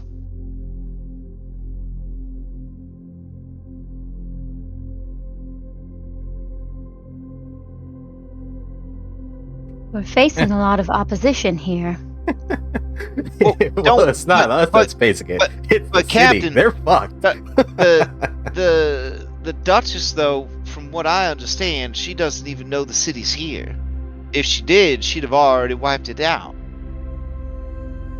Not sure about the rest of you, but my family lives there. Mine too. I wouldn't want anything to happen to the priest and the other snakes. My family. Or the parishioners. I'm so sorry that your family's dead, Isaac, but mine's not, so I'd like to do everything I can to keep it that way. You're used to it. Well, it's going to be a very hard thing because of our current situation with the city to even help them.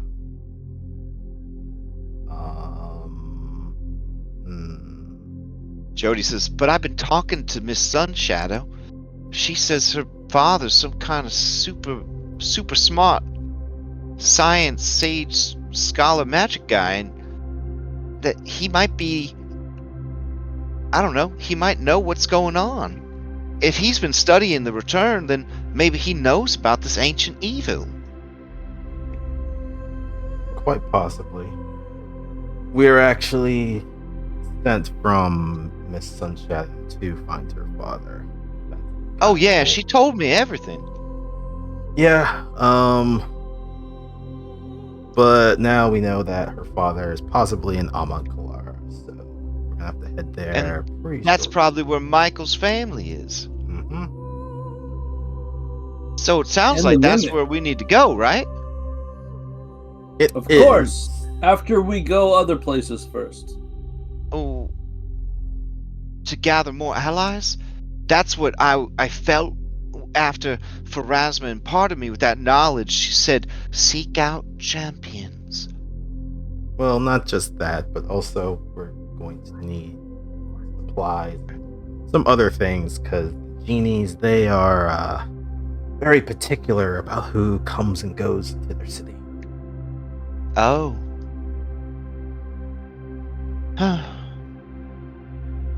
Jade, you can sense that this normal ass snake is really carrying a lot. Like this is a lot to put on a snake. Like you're not sure if Pharasma deliberately chose Jody the hognose snake, or if she was kind of reaching blindly into the elemental plane of air, just trying to tap someone on the shoulder to be a champion. And this is what she got. But Jody the snake looks fucking exhausted from the burden of her destiny. We appreciate everything that you've told us, Jody. You do seem quite tired, though. Why don't you go take a rest, and we'll discuss all of this information and try to come up with a plan. Jody says, I really appreciate it. Thank you. And then, demurely, covering her face a little bit with her tail, she looks at Goldleaf and says, I hope I see you later. And then she slithers out of the room. I ship Jody and Goldleaf. I ship that. I will throw it out there. Jody is a romanceable NPC. She does have the romance box checked and a separate influence system. Just line them up. I'll knock them down. All right. Goldleaf's gonna get that Act 3 of the game where like all of the potential love interests show up in the same cutscene. Oh no, but it's an unmodded playthrough, so you couldn't put the polyamory mod in. Oh no.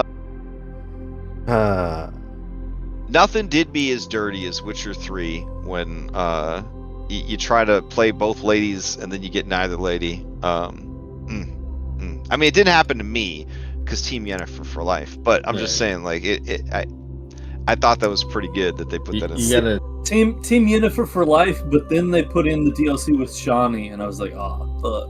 Whoa! makes But that's why I'm Team Yennefer, because Yennefer's like, Shawnee ain't nothing. I don't worry about Shawnee. That's fine. You know, that ain't nothing. you gotta play Persona 5. Is Yennefer in Persona 5? No. Oh, but okay. talk about having too Wouldn't be many surprised. like love interests. Okay, I got you. All right, so now you guys have digested a ton of plot from these various NPCs. What are you gonna do about it? I don't know. My brain hurts. Okay. Well, First off, you're gonna go have some goddamn waffles. Oh, okay. Fair enough. Let me change the music out. Let's see. Waffle House Mix Extended. gotta get something random. Oh, Jonas Bros. I need it no lyrics. All right. Well, there's quite a bit of information that we've gotten from our allies as well as the people that we brought on board. However, I don't think changes All right, are there you go. immediate task. We do need to. What the fuck? Okay. I think we do need to retrofit this ship to be a little bit more Hey durable. guys, order up. Order up. You got some waffles. You're the best, Squirts. Yeah, don't worry about it. Didn't really have a lot of food stores. We made it work there, don't worry. Yeah, that's also one of the things that we need to deal with, our supplies. Yes, as you eat your sawdust waffles. They're It not tastes that good though. bad. It tastes good. You guys actually eat sawdust all the time. That's what was it Celos is? Yeah, so if you ever see Celos in your food, you're just eating sawdust. I mean, So these are like diet waffles. Like you're just gonna shit the whole waffle out, but it tastes amazing. I mean, that's just compost. Gotta save those calories. Yeah. Right. So, I feel like the first thing that we need to do is the ship. Get it in more defensible order. Because we did kind of piss off the Dawnbeak Raiders, or at least if they come knocking, well, actually, no. They wouldn't know. I mean, it You know looked what, like we may their be previous fine. base looks like it was sucked into Yeah. / destroyed by a Shadow Rift. It was swallowed by the shadowy void, so you know what? We may be good. However, that still doesn't put us out of danger, because we're likely going to be running into some other stuff. Especially if we're trying to go to Amon Kalar, because they're, yeah. I think we should rename the other ship. Well, you're gonna want to squib the other ship, honestly. That one's a little Even- bit more recognizable. Yeah. Oh, for reference, squibbing is when you, like Grand Theft Auto, like change the plates. Paint and spray. and- yeah, paint and Yeah. spray. Yeah.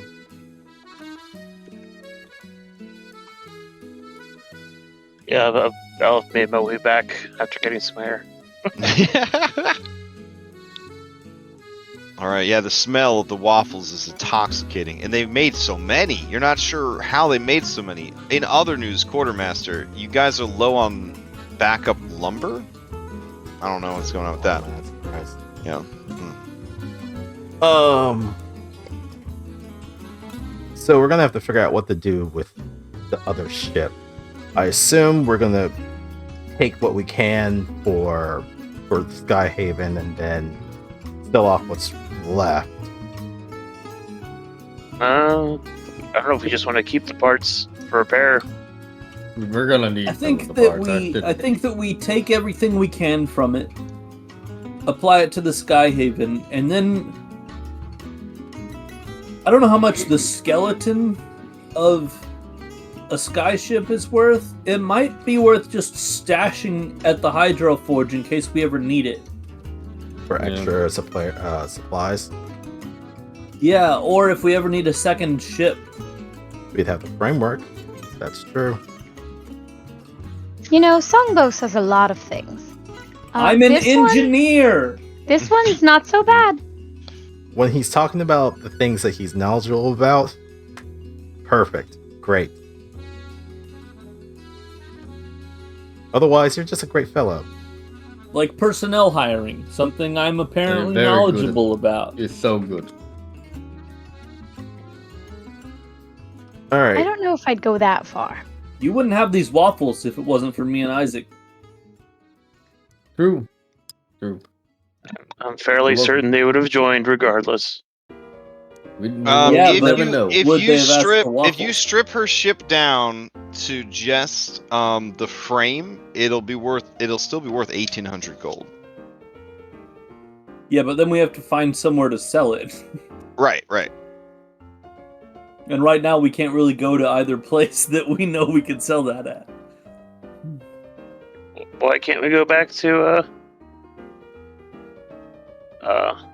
Port Eclipse? Oh, because half Yeah. of our crew is now wanted in Port Eclipse because we just Not hired a bunch half. of these Just, people. there's a few people, like a few. Well, I mean, how wanted are they if they usually wear masks all the time? If they have bounty posters with their actual faces, that's probably one thing. But I don't think they're that high enough to warrant that.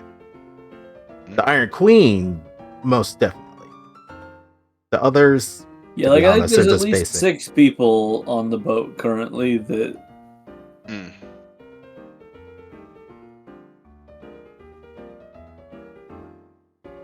But in either case, we still do need to go to Port Eclipse.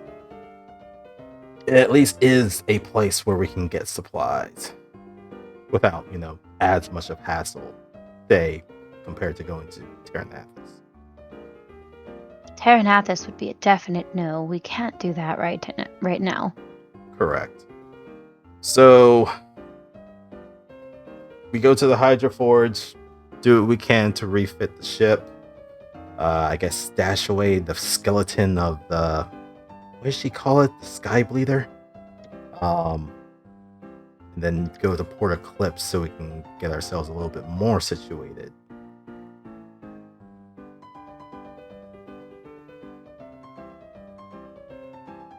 Solid plan. Mhm. Oh, have we been parked outside this small island this whole time? I mean, yeah, Kinda. you have, Yeah. yeah. Now the island do got flora on it. You're not sure if it has any fauna on it, but it does have trees, grass, vines, vegetation growing around and on the shattered ruins that you can kind of make out from the ship. But before the Hydro Forge, maybe we should check out this place. See if there's anything that we can grab here. I mean, we're right here. Yep, Mm-mm. I agree. Mm-hmm. Same. Okay. I just need to get off the boat for a bit anyway. I need to stretch my legs. All right. Who is what B team are you going to bring with you? If any. Do Pete and Pete and Well, remember you have to unlock their signature abilities. For now, they would just be able to do all the normal B team stuff. That's cool. Couldn't they just pick out, oh yeah, this I can cook with this, and we bring them with us, and they can be finding things that they can cook Oh with, yeah. right? I mean, they could do the basic stuff. Sure. Yeah. You want to bring these two with you to keep an eye out for foods? I mean, for those who need to eat, may as well. I feel like I named Pete and Pete too good. That's what I feel like. Now all the other NPCs might as well just throw themselves off the ship now that Pete and Pete's here. But that's okay. All right, so Pete and Pete, slot 1. With him as always Pete a and squirt. Pete- Yeah, I feel like they should be like a two for one. Like they count as one slot, but they only get one ability. Oh, like a Chandris and Zamrock situation? Yeah, yeah. Alright, I'll allow it. Okay. Squirts and Pete reporting for duty. That's okay. Inky Baby has volunteered to take their job as sous chef. I think we should avoid trying to bring anybody that we just rescued. Even Squirts and Pete? No, they're fine. They weren't like, They weren't rescued. They were they shanghaied. yeah. They weren't beaten and tortured and, having their Oh, body you don't pieces want ripped to apart. you don't want to take somebody who's been through a trauma and immediately throw them into potentially another trauma. Yeah. Alternatively, the last time we left those people on the boat, they all got kidnapped. I say we ask them if they'd like to come. If anybody would like to come off of the ship, then. Bubbles begins to sign frantically. All right, Bubbles, you're on the team. Okay. You didn't get to do an I looked to adventure last Jody. I looked to Jody to see the translation first. Jody says, "If y'all want me to come with you, I can." No, I was. Can you tell us what Bubbles was saying? Oh, Bubbles said, "Pirates together strong." Okay, I like that. We'll take Bubbles. I gave him a tab. Is the Cube Guardian slottable, but only if we also bring Seraphine? The Cube Guardian may or may not be Seraphine's signature B team ability. Okay. Floof drifts up and says, "What are you guys doing? We're gonna go to this island. Why do you have circles drawn on the deck with chalk and people are standing in the circles?" These are the people that are gonna come to the island with us. She floats into the third spot. She says, "Like this?" I mean, basically, yeah. Except we normally ask people to stand there. Oh. Would you like to come with us onto the island, Floof? Sure, I guess.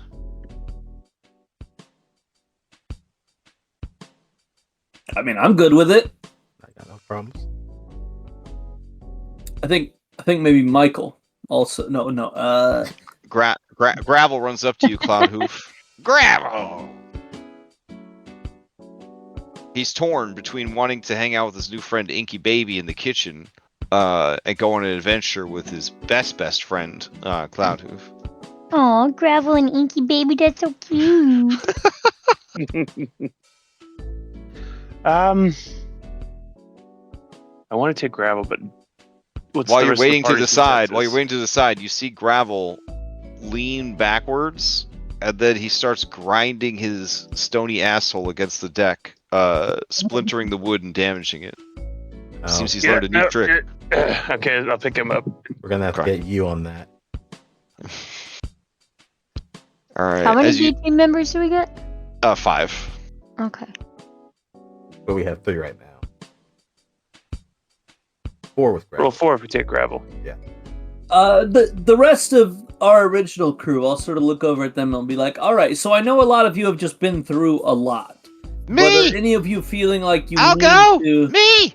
Oh, Miranda, the last time that you were let off the ship, you did some questionable things. What? Who told you that? We saw you come back on the ship drunk. Pirates drink. Insanely drunk. And Pirates drink a lot. Back in Galarian, they only drink rum. They have a rum ration every day. No, I believe we need to let this opportunity go to somebody who has not been able to leave the ship because of your mistakes. Fish sticks. Songbird deflates a little bit. He likes hanging out with Miranda. Actually, Miranda. Who didn't attend? I'm sorry. Go ahead. Miranda, Lords could use a little bit of pepping up. Could you see to him?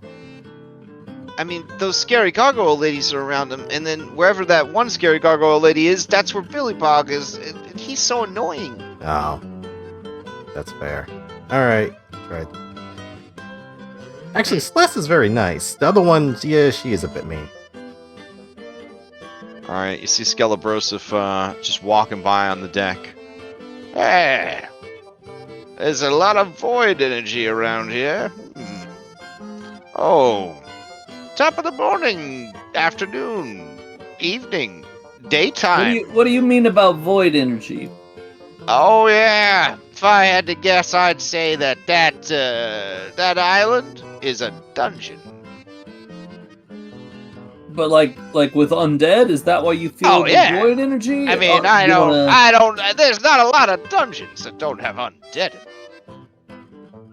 So you want to tag along? Is your BT an ability that we can read Necro? I mean, I was kind of thinking I'd bring something a bit more powerful to the team, but I mean, you know. I mean, not only that, but maybe that's a little bonus. Yeah, I mean, you know, I don't have anything else going on, I guess. It's not like I could be hurt in an undead dungeon. I mean, I have no exception. No objections. All right, locked in. Of these fine champions, do you want any of them to be an activated BT member? Skelebrosif. You made a good pitch just now. Activated BT members are at risk. They aren't protected by their B team status. Is that Right. okay with you? He just said that he can't get hurt in a void dungeon. All right. Sounds good. Unless Okay. he was lying. Skelebrosif has never told a lie in his life. Yeah, he probably should start.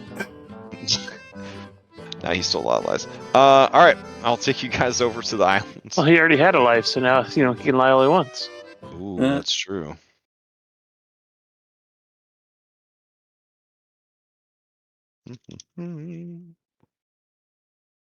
All right, what we got here?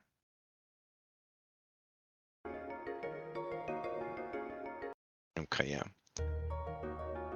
Let's see.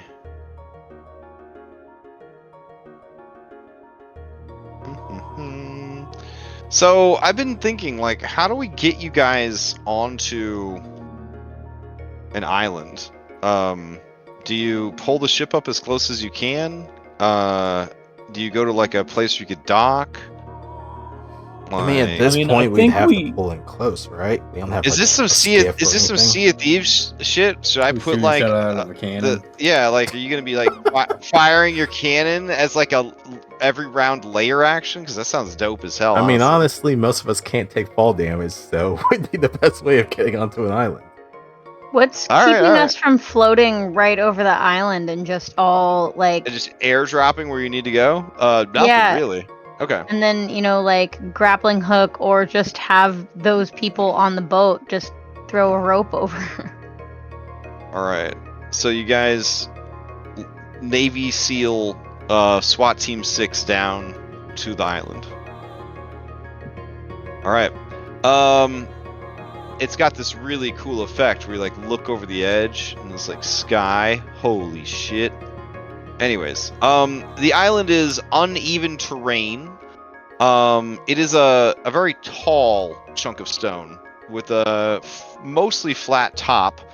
Around the, we'll just call it north, part of the island, there seems to be a cluster of ancient ruins.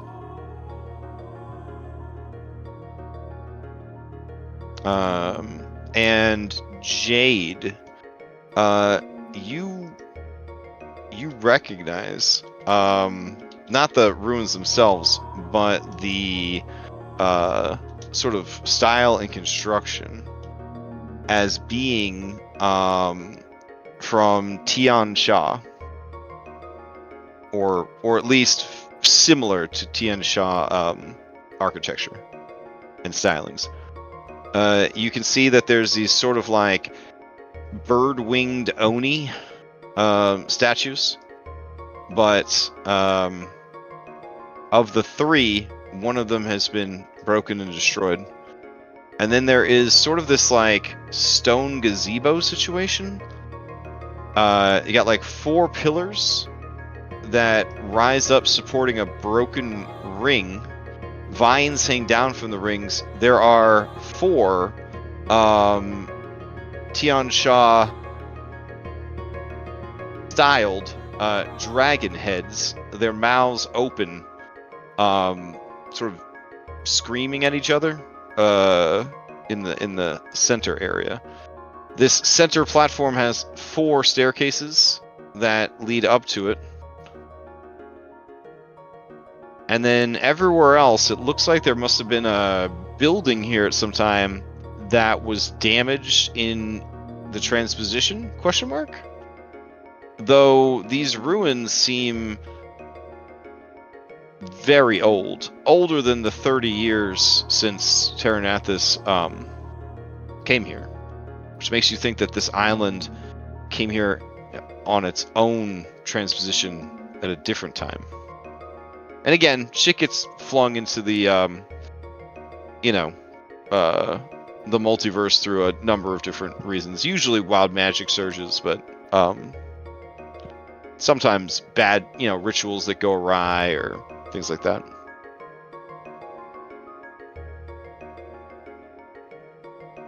All right, you guys able to see the map? I'm gonna roll a recall knowledge on this Yeah, plate. sure.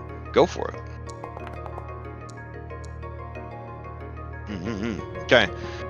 Other than the architectural things that I described to you, and the thought that it might be a temple, you aren't able to recall any additional information.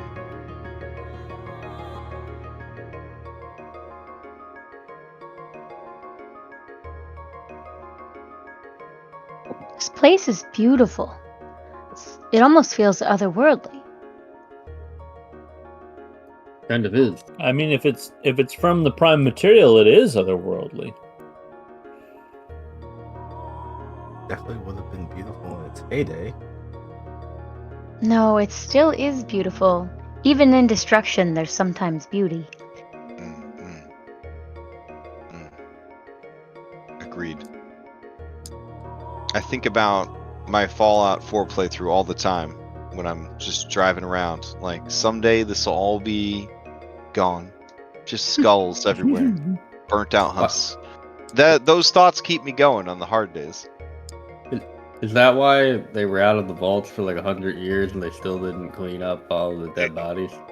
Bro, the lore, if you deep dive the lore about the vaults, it's like some H.P. Lovecraft shit. It's Eldritch Horror time. Oh, I know the vaults yeah, are horrific. yeah. I'm saying, like, you got out of the vaults, you're living here in the stadium, you didn't clean it up at all. Oh, it's been 50 yeah, years. I don't know why people are so dirty. I don't know. All right, so as you are exploring Jade, this definitely looks like some sort of like Tengu-inspired Oni. So like a demonic Tengu. Jade's gonna try to look around at the other statues just from like where she's standing to see if they all look very similar or if there are some differences. And if there are, she's gonna wander over to the other ones. Oh, okay. Yeah. This one over here seems to be some kind of cat creature.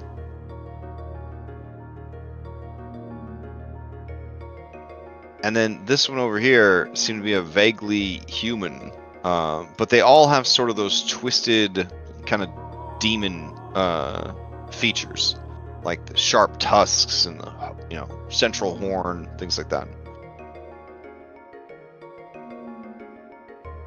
Does Jade detect any magic? Let's see. What level is your detect magic at now?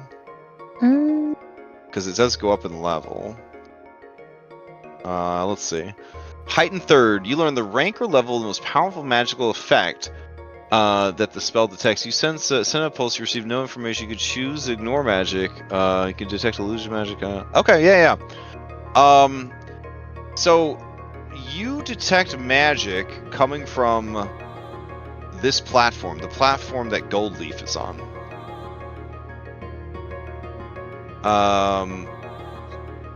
It is of the 9th rank out of 10.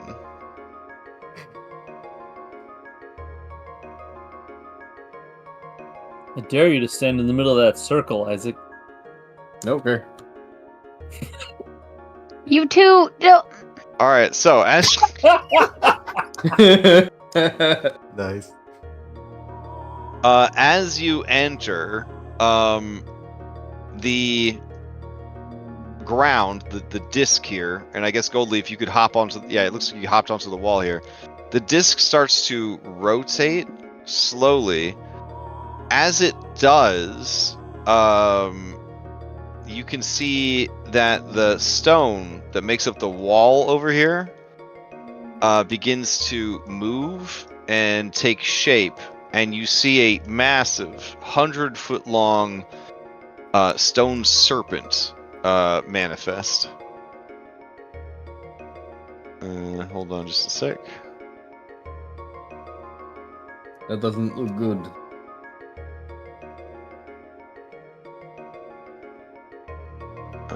Let's see. I'll just throw the art up for it. Because Foundry VTT don't handle long boys very well, you could assume that there's a sort of a trailing tail of this creature moving, behind it, essentially. Alright. So, as the creature appears, it looks over at you, Isaac. And it says, let's see. It says in Tion. Do you speak Tion? I don't think so. Okay. Does somebody in the party has to speak it, right? Anybody speak Tion? Let's see. Open sheet. I think I do. I do not. Party Jotun and languages. Caesarian. Oh, Even dang. though- Even though my ethnicity is Tianshu, I do not speak the language. That's okay. There's plenty of Asian Americans that don't speak, Chinese. So it's fine. So it begins to speak in what you recognize as the Tion, because there are a lot of people that do speak it in Terranathus. It waits for you to answer. We are friends. We come in peace. Okay. I'm trying to find where my languages are, so I tried a couple different languages, like in the Mummy. Oh, I see what you're saying. You're gonna try a bunch of different languages on it. Okay. All right, you guys are getting a mounting sense of dread that if you do not answer this creature's questions, it's gonna get real bad real fast. All right, it issues the same question a second time in Tion. Jade's gonna bow low to it. Okay. All right, its attention seems to be focused on Isaac, who is at the epicenter of this magical effect. I'm going to bow real low. Also, once you're on the platform, Jade, it moves in a clockwise fashion. So you realize that in a combat situation, at the end of your turn, you would be moved along the path that it's rotating. Like if you ended your turn on that wheel, essentially. Is the center of it moving too, or just the outside? Nope, just the outer ring. Okay. Okay. All right. The we creature get the asked the same question a third time. Can I do a recall knowledge to see if I can recognize any of it? You can attempt it. Yeah. It would be a What else do very hard society recall knowledge that I'd be looking for. Try. Okay.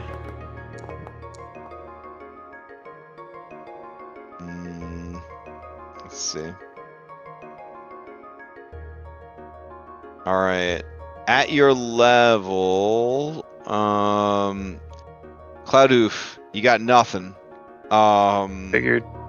Yeah, Gold Leaf, even with Bardic, I mean, it's obviously asking, who are you? Maybe?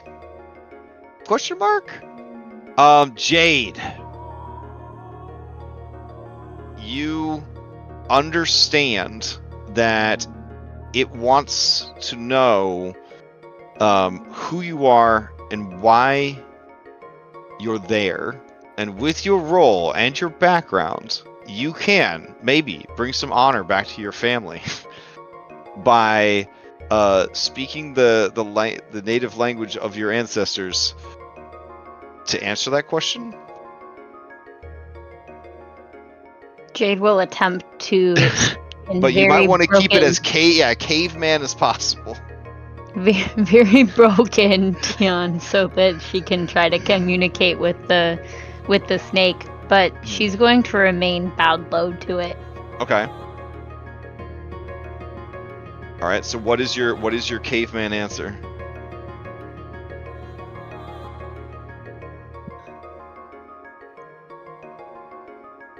So Jade says, "Travelers."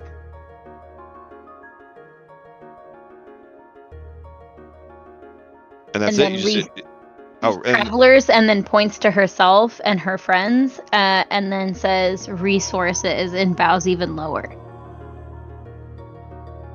okay. Can I attempt to Alright. assist Jade in this? I mean, she said 2 words in Tian, and she got a nat 20 on her recall knowledge. So I mean, Oh, the nice. words are issued.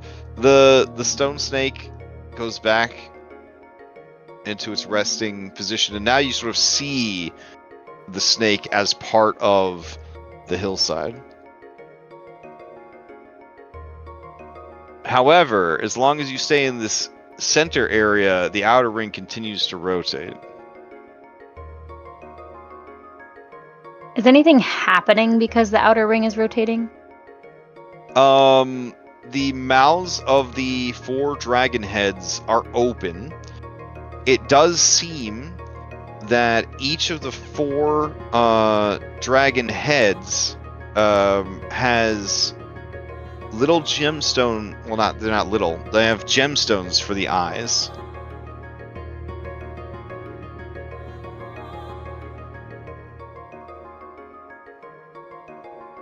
The colors of the gemstones seem to be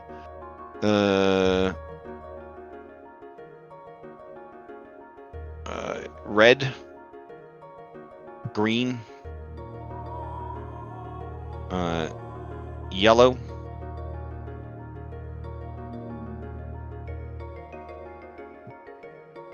and blue.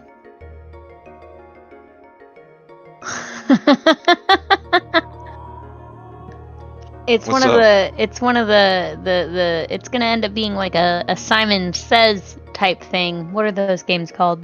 Like a bop it or something. Not Bop It. I can't remember what they're called, but The it's game the is one called where, Simon. Yeah, Yeah. Simon. Yeah. where it flashes a color and then you have to hit the color and then it does 2 colors and you have to keep doing it in sequence. I don't like this game. That's what I'm assuming based off of the colors. You can also attempt to recall knowledge about what you're seeing to see if that kind of clues you into other things. All right, what do we got here? Okay. Jade, you're not sure. Could be a rhythm game. Could be a pattern puzzle. Could just be decorations. We could attempt to find something similar to these colors and put them in the mouths of these statues. Songo, is that recall knowledge related to this or the previous one? It was the previous one. Oh, okay. Then you can 100% accurately confirm that it was asking who are you and why are you here, and that she did, to the best of your knowledge, say those 2 words correctly. Perfect.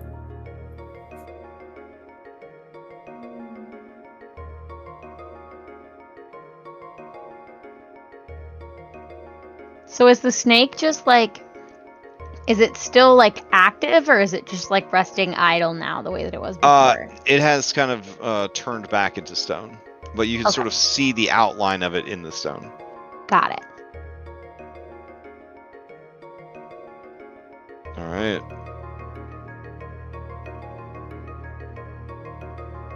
But also, no one else has entered the center since you joined Isaac. And the outer is still spinning. The outer is still spinning. Correct. Yeah. Yep. I keep moving. That's what I've been doing. Okay. What if 4 of us come into the center platform? There's 4 dragon statues. Alright, I think I've had enough fun. Ooh. All right. As you enter, the stone serpent wakes. It addresses you, Goldleaf, and Tion, saying the same words as before, which you now think mean, "Who are you and why are you here?" I point to Jade and I bow. Okay. It goes back to its resting position.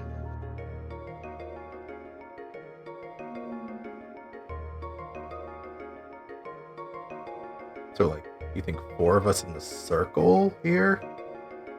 At each one of these statues?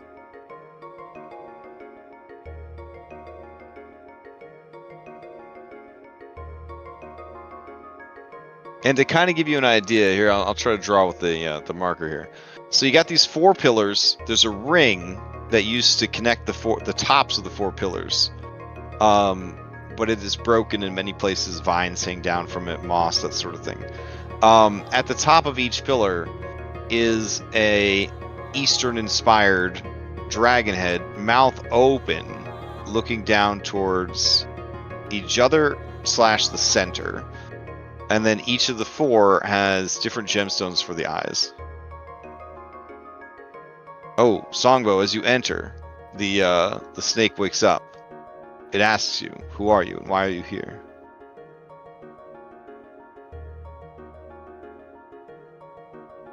Songbo says, "Songbo," and the answer, and then he says, "Knowledge." Ooh, okay. When you say knowledge, it continues to stare at you. Then its eyes alight with yellow, sort of glowing energy, and you see that the runes, long worn away by the endless winds of the elemental plane of air, or covered by creeping moss and accumulated grit and dirt, begin to glow. The symbols, unfortunately, are also in Tion, though some are also written in Necril.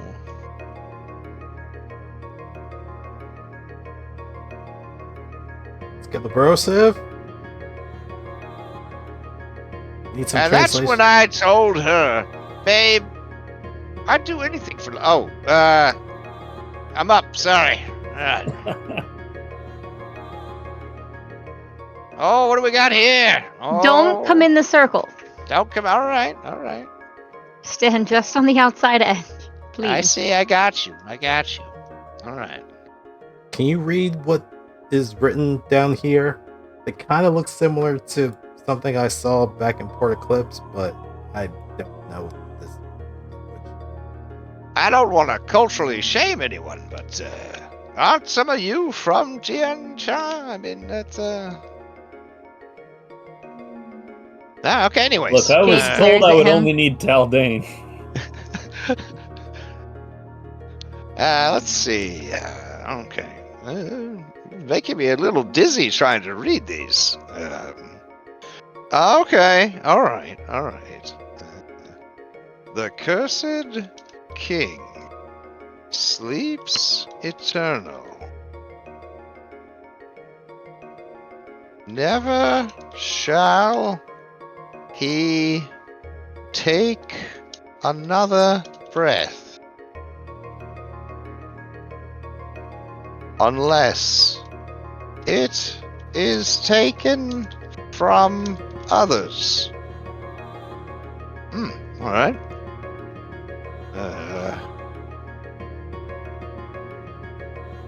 The 4 find the iron chains of the 5th, yet also may unbind.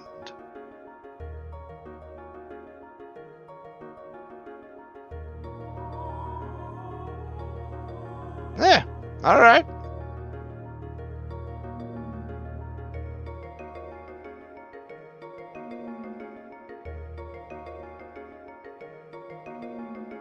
Have you heard about anything like this before? Oh, me? Yes. It seems like you're dealing with a classic puzzle lock.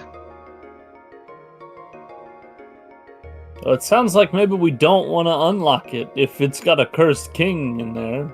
Oh, yeah, you know, kings are rich. You know what I'm saying? They are rich. I mean, you don't want to get into human trafficking. I mean, how else are we going to pay for everything? I figured we'd just kill the people that come after us, maybe, and sell their stuff. You think that people coming after you are going to have a lot of money? I don't know, maybe as we get more famous, the people that come after us will get more rich. What are you going to be famous for? Being poor? Being Well, I mean, fired? if they're coming after us in ships, I mean, we get to sell their ships. Oh, yeah, that's true.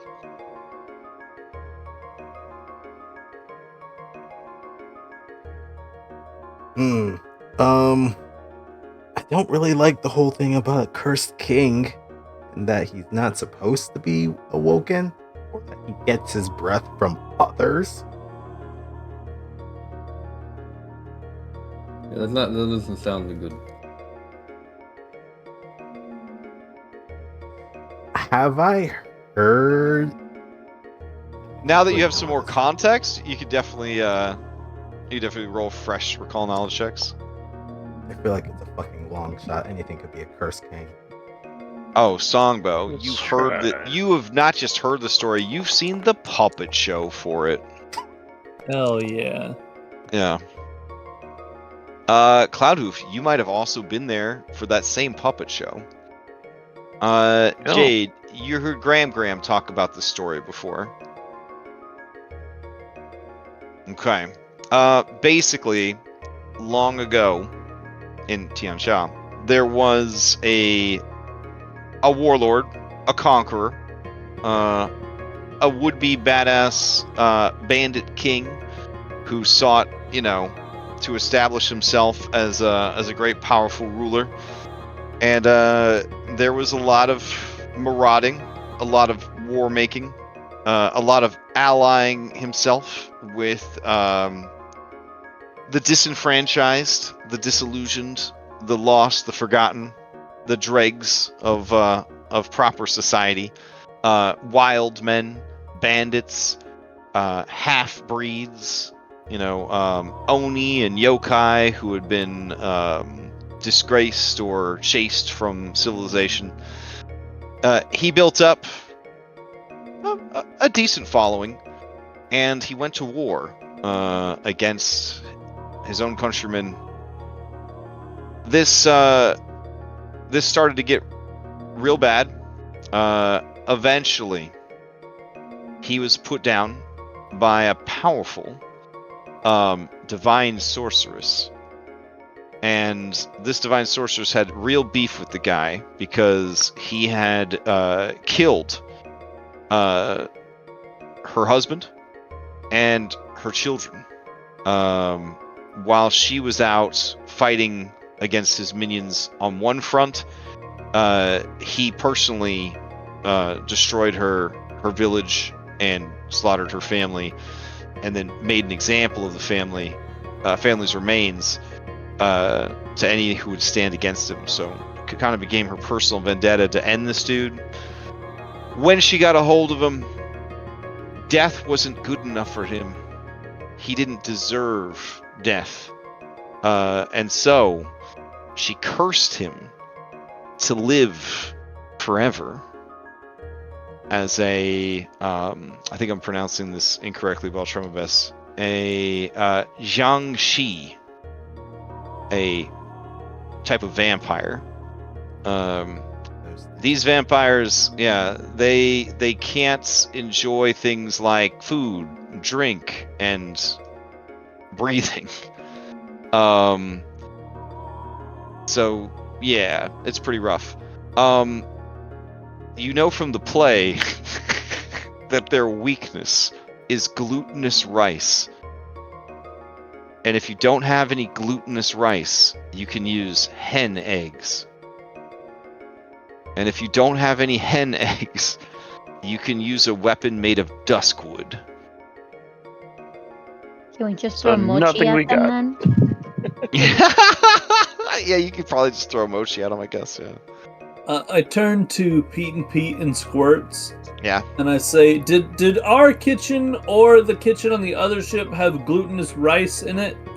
Squirt says, Oh yeah, glutinous rice. Yeah, we got a whole bag of it. Yeah. What about hen's egg? Catherine loves glutinous rice. She says it helps with her figure. What about hen eggs? okay. They look at each other, and Pete is like, I don't think we got any eggs left. Okay, that's fair. Can you get the rice? I used the eggs that guy we laid earlier to make the syrup for the waffles, though. He points to gravel. Interesting. I'll have to have you show me how to do that later. Hey, crapple lays eggs. I didn't know. Oops, I didn't mean to do that. In the meantime, can you grab the rice? We might need it to fight an undead cursed king. Pete's like, we gotta go back to the ship. Look, they're weak to rice. The ship's like 50 feet away, man. Is this how it normally is to be on the PT? 50 feet. That's like That's like not even a full 3 actions. All right. He and Squirt fly back to the fucking ship. You add in all the door actions. It's gonna take like 6 actions for me to get there. I mean, shit. All right. So while they're off getting that, doors. so your understanding is that after he was turned into a Jiangshi, along with all of his followers, they were then entombed, quote unquote, alive, and then they built like a temple around it to keep them sealed away. But because all of the money, the wealth, the items and shit that he had collected, they considered it to be cursed because of the dishonorable means that he gained it. They buried all that with him. So it's basically a treasure crypt full of Cursed treasure. Asian vampires.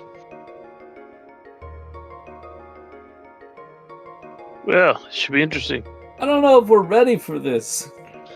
Well, we came here, we took a look, we gave it a good try. I think we should get back on the ship. Yeah, You We know don't where it I is. don't understand how you can do. be weak to rice.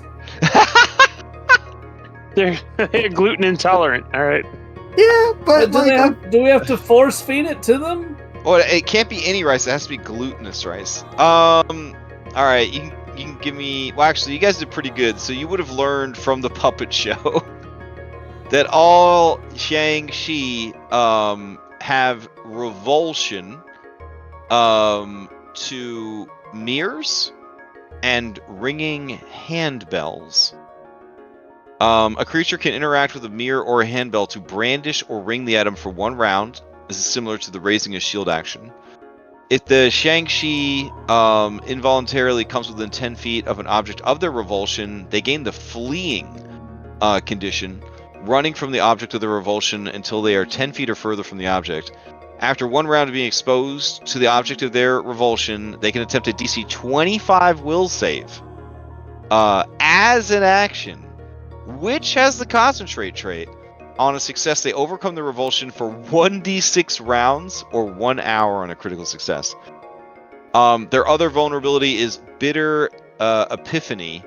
They're afflicted by severe melancholy when reminded of their debased nature and the truth of their existential disconnection from other living beings. If they see an altar with at least one bulk of food offerings made to ancestor spirits, they must make a DC 25 will save.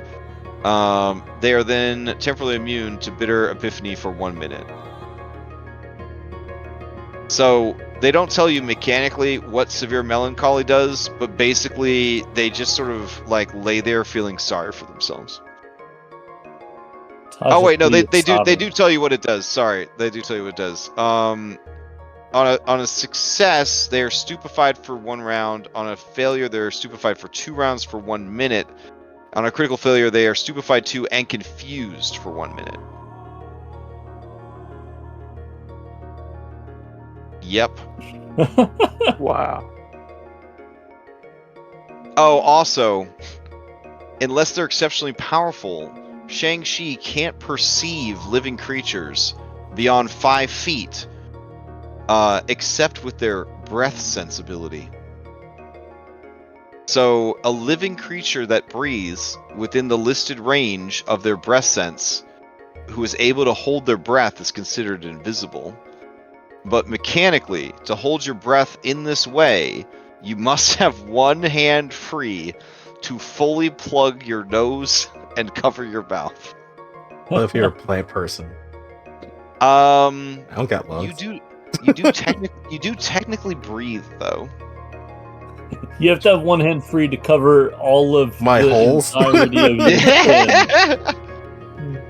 One hand to like silence your carbon dioxide vents, I guess.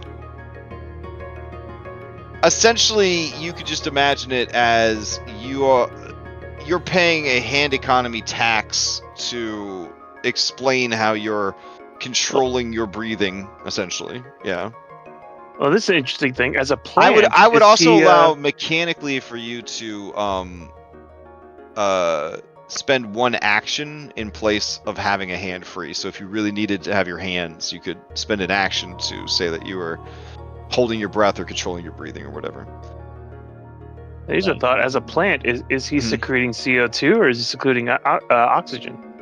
I mean, it's still breathing. They don't care what you're breathing. It's not about oxygen. It's about the act of breathing. Yeah. So they don't feed on blood. These particular vampires, they feed on your breath. But it kind of amounts to the same thing. Like, it causes the drain status. But when they hear the truth, they become depressed. Oh. Well, they get depressed if there's an altar with one bulk of food being offered to ancestor spirits. They get revulsion if you brandish a mirror or ring handbells. Alright, so we gotta come back with rice and handbells and mirrors and altars with food. I mean, I got the bell thing covered. Alright, Pete and Squirt arrive with a 50-pound sack. They're carrying it together of glutinous rice. It basically has like a crude drawing of Big Boy from Big Boy Diners on it. And it just says fat cake rice. You two are the best.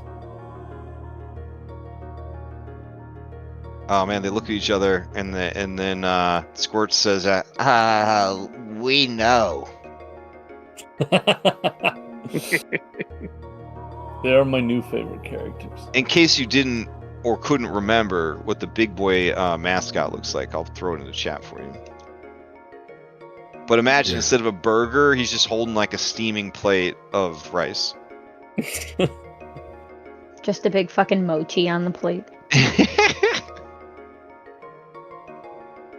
Okay. Floof floats up to you guys and says, so what are you, what are we, doing? Are we gonna kill that snake? No, I think the snake is here to make sure that no one accidentally releases the cursed king. Which is what Oh. we're about to do. Oh no, I So- think we're about to do it on purpose, but it's more, do we want to do this now, or do we want to gather supplies and come back and do it when we're more confident? I think the second option makes most sense. Skelebrosov says, But I mean, according to your story, I mean, this dude was buried with a shitload of treasure. Well, right, but it's been here. Look at how old this place looks. Yeah, treasure just gets more valuable. It's not like it has an expiration date. Well, right, but my point was, it's been here this long. It'll probably still be here when we come back. I think the real question is, how did it get here from ancient Tian Sha and Galarian? That is also a good question. I'm assuming some sort of magic crap happened. Oh, like someone tried to force the door open because they couldn't solve the puzzle. Then it ended up. Skelebrosov, you don't have to stand on the rotating platform. You can get off of it. It's fun. Okay. Actually, Floof watches him. She says, "What do you mean? Does the platform so- move you?" Yeah, if you put your feet all the way down on the ground, the platform. Oh God! She moves. immediately makes a face like she's gonna throw No, up. no, not you. You. If one puts their feet all the way down. Okay, yeah, you can see she's like pulled her feet up close. She's like in a little fetal position, floating in the air now. Look, we're not gonna make you It's do fun. anything you're uncomfortable with. Okay, when you say it's fun, she reaches out absentmindedly. She grabs one of your head leaves, and then you, and then you pull her behind you. She seems to have no weight at all. I mean, if you wanted the touch, you could have just asked. All right, so what's the play, guys? I will say, full disclosure, I was gonna run this for 3 of you as like something to do when the others were not around. It was only when we found out that like 4 of you couldn't make it that we just kind of shelved it. Okay, that's fair. But also, like you could always come back to it later. I mean, we're here now. I just want to know how the fuck we're gonna get in. So you said you have the bell thing covered. What do you mean by that? Oh.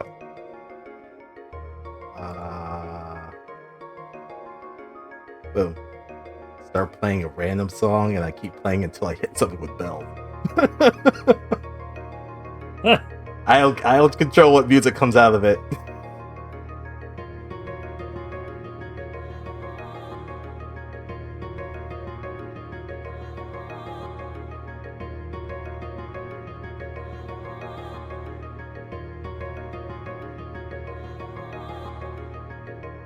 So yeah, I got the bells thing covered. Okay. Well, we've So got the rice. you got now. glutinous rice. You got bells. How does breath holding work in Pathfinder? Well, it sounds like we have the option of taking an action to say that we're holding our breath. One action per round or one hand per round.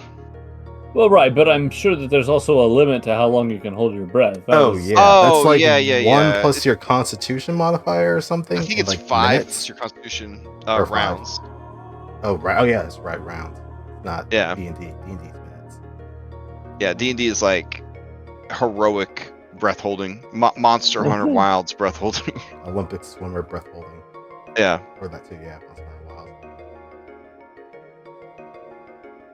Wild.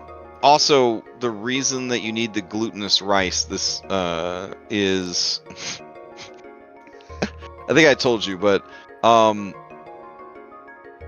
when you destroy them, you must gather up their remains, and then you must scatter at least one bulk of glutinous. Damn, that's a lot of glutinous rice, or hen eggs on their remains to destroy them permanently. You can pile a bunch of remains together to do like a group rate, essentially.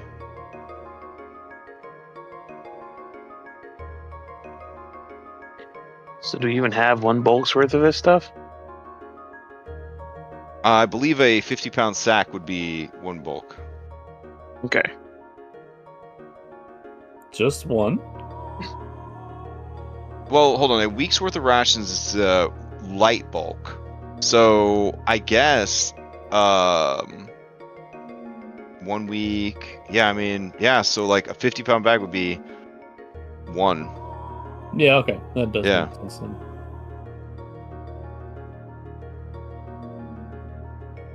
A tiny creature is also considered one bulk.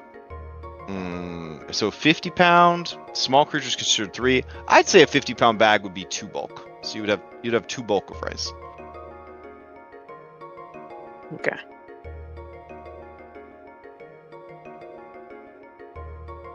All right. So other than the riddle that Skelebrosov had for you, and your own recollection of the story, I don't have anything else for you as far as solving the puzzle. You could always do another round of recall knowledge if you thought it would help. Or you could put them coconuts together, try to figure it out. I mean, I feel like we can do that. I would love to try to learn more from the snake, but I feel like the snake's not really a people person. Taking a wild shot in the yeah. dark.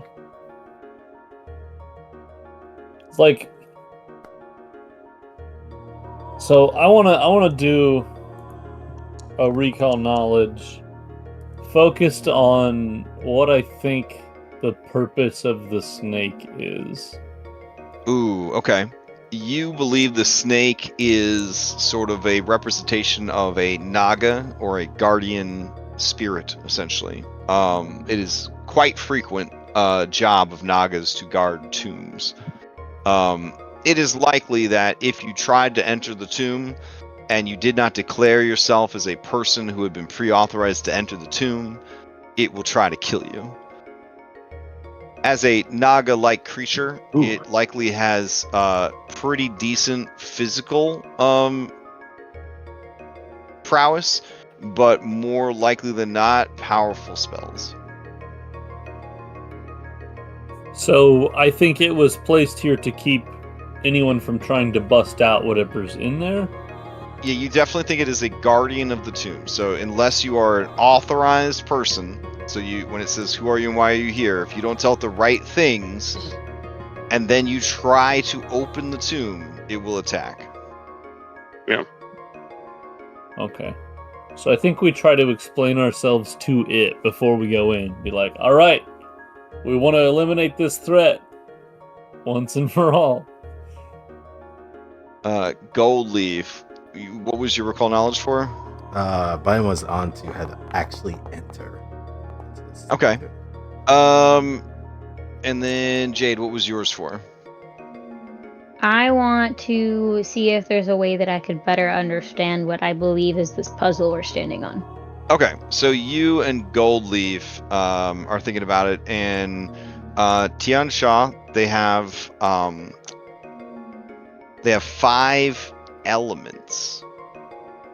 Fire. I think it's water. Hold on, let me double check my notes here. Mm-hmm. It's like fire, water, electricity, wood, or something like that. Yeah. Fire, water, earth, wood, metal. Yes, thank you. So you got fire, water, earth, wood, and metal. Which I do think they actually changed the core elements of Pathfinder in Revised to meet those. Fire, water, earth, wood, and metal. Okay.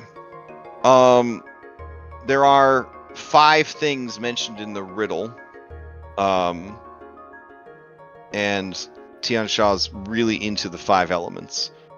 You're also in an elemental themed campaign, and this looks like a snake made out of stone. So it kind of like, you kind of get the vibe. Plus, if this was built by a sorcerer, then they were definitely vibing with the elements. So you think whatever it is involves the elements.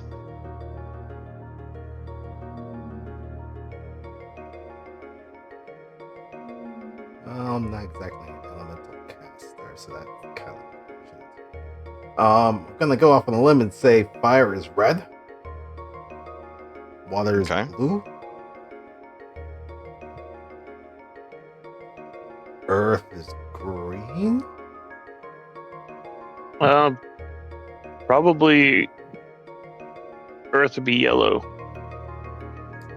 Wood would be green.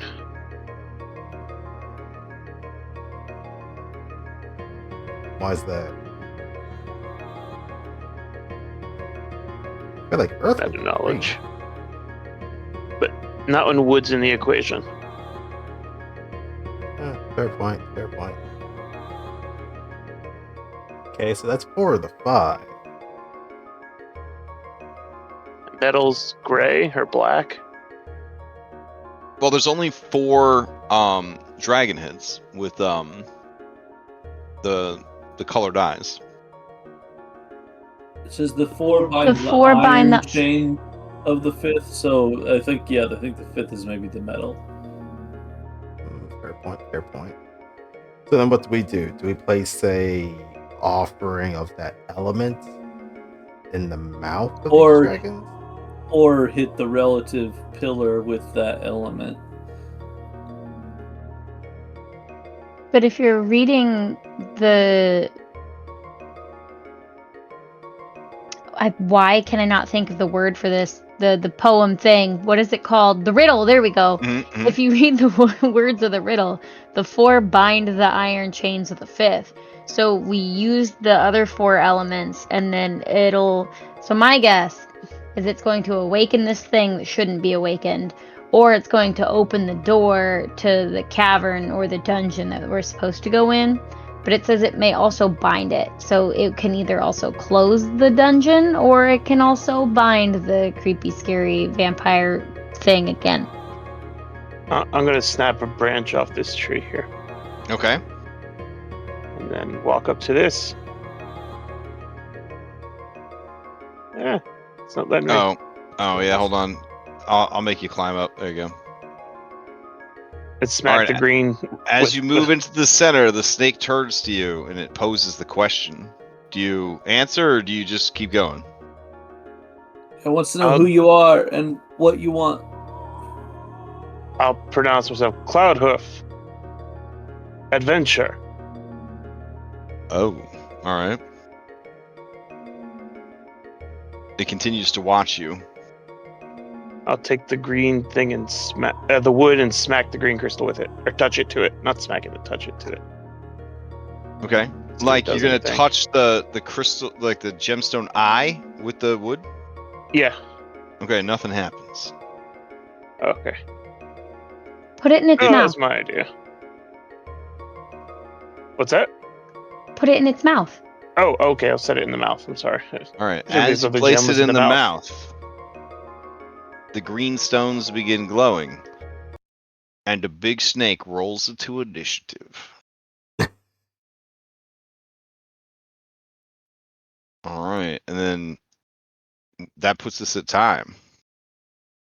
So we'll start next session with that happening. It's also worth mentioning, when you put the wood in its mouth, the wood bursts into green flames that then spread to the eyes. And then Isaac in the center begins to glow with green flame. I'm burning. I'm burning. It doesn't hurt though. It doesn't hurt yet. All right. Does anyone else hear boss music? Next week. All right. But I can't be mad at Songbow anymore. I did it myself. So.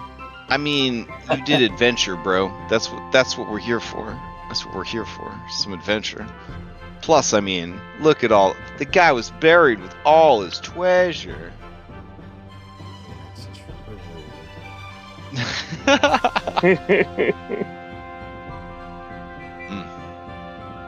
All right. Aren't we just saying we needed funds for things? Yeah, exactly. Did. If you don't want to do evil pirate stuff, this is the fastest way to get rich. Tomb raiding. You just have to turn this thing into a snake wallet. What do you mean? We're gonna recruit him. I feel at some point there's going to be a limit to how many things we can have on the ship. That's why we got a second ship. All right. So, we'll continue this next week. I don't see any interruption of service on my calendar for the foreseeable future. Let me double check real quick. What's up, everybody? Let's see. We got my mama's birthday next week. We got that. We got Basil leave for college. The 27th, not the 28th, so we're good then. Heading to September. So September 5th, I'm getting surgery. To fix my belly button. Or to save my belly button, I guess. It's a danger. By the time we have our game, I will have been on the mend for 6 days. The doctor was like, because of how you respond to painkillers, you shouldn't do anything that puts you in a position of responsibility. This was his words. A position of responsibility while you're on this medication. But honestly, how responsible do you really need to be to run Pathfinder 2? You know what I'm saying, guys? That's the time they get free sip. Try to get free sip. That's what. What'd you say? September 5th? That's when I have the surgery. But our session on the 11th is when I'll still be on the mend. But I don't want to cancel. I'd like to keep playing. No, don't worry. I'm just marking on my calendar just to ask for random shit that day. You know what? Maybe if I'm not feeling up to it, I'll see if Peanut can run on the 11th. See if Peanut can run on the 11th. Dude hasn't been doing much since I canceled his mental health stream. So it wasn't good for his mental health, it turned out. It's just too many fucked up things happened in the world. He can't keep up. So he has an eating disorder now. To be fair, this is the year of shit. Let's see. And then, all the way through October, I'm not seeing anything. So yeah, we're good to go. Good to go. We do have something coming up though, in November. It is actually not November 1st and 2nd, because that would be the Saturday after Halloween if it was the 1st and 2nd. So they're not doing that. So the 8th and the 9th of November is going to be Extra Life. It is my intention to run a Pathfinder 2e, Starfinder 2e mashup inspired by Dungeon Crawler Carl. That is, at the same time, lore-friendly and accurate to the Starfinder universe as the theme for this year's Extra Life. And accurate or inaccurate? Oh, it will be lore accurate to there is actually Dungeon Crawler Carl takes place in Starfinder, if you didn't know. Like, it actually, if you listen to the books and you know the lore of Starfinder, it kind of takes place in Starfinder, like pretty much. So anyways, any character, any class, mix and match Pathfinder and Starfinder shit. Crazy themed dungeon floors that have meta timers, and then it doesn't matter how far you are. When the timer goes off, you just get dropped to the next floor of the dungeon. So anyways, if you're interested in helping to build, run, play, or organize any of that, let me know. If you are interested in DMing it after it is built, let me know, and then we can get a second group cooking if we have enough people who want to play. My intention right now is to just focus on running it for the whole time for one group, but in the past we've had pretty good turnout, so if we can field 2 groups, that would be cool. But anyways, that's the big announcement I have. It's just Extra Life's coming up. That does Okay. remind me. The 6th of November, Yeah. I will not be here. I'll be Oh. in Disney. Oh, because is that your birthday too, right? I will be just have turned the big 4-0 on the 4th. Damn, bro. Oh, shit. Damn. You old, son. Damn. Yep. Damn. I always find it hard to believe that a lot of you guys are older than Nathan and I, and it just doesn't feel like that sometimes. We're We're used to mature being the individuals, old one. thank you. Well, so we're in our group that plays board games and RPGs together. We're the old ones. Wow, you play with 12-year-olds? Like, what the hell? Yes, exactly. Okay, well, I mean, when I went to middle school, I did play with 12-year-olds, but that was okay. not what I was meaning. Oh, man. All right. Well, I hope you guys have a good weekend, good week. We'll continue this next time. Good night, everybody. All right. All right. Night, guys. Thanks for running. And Good thanks everyone for tuning in.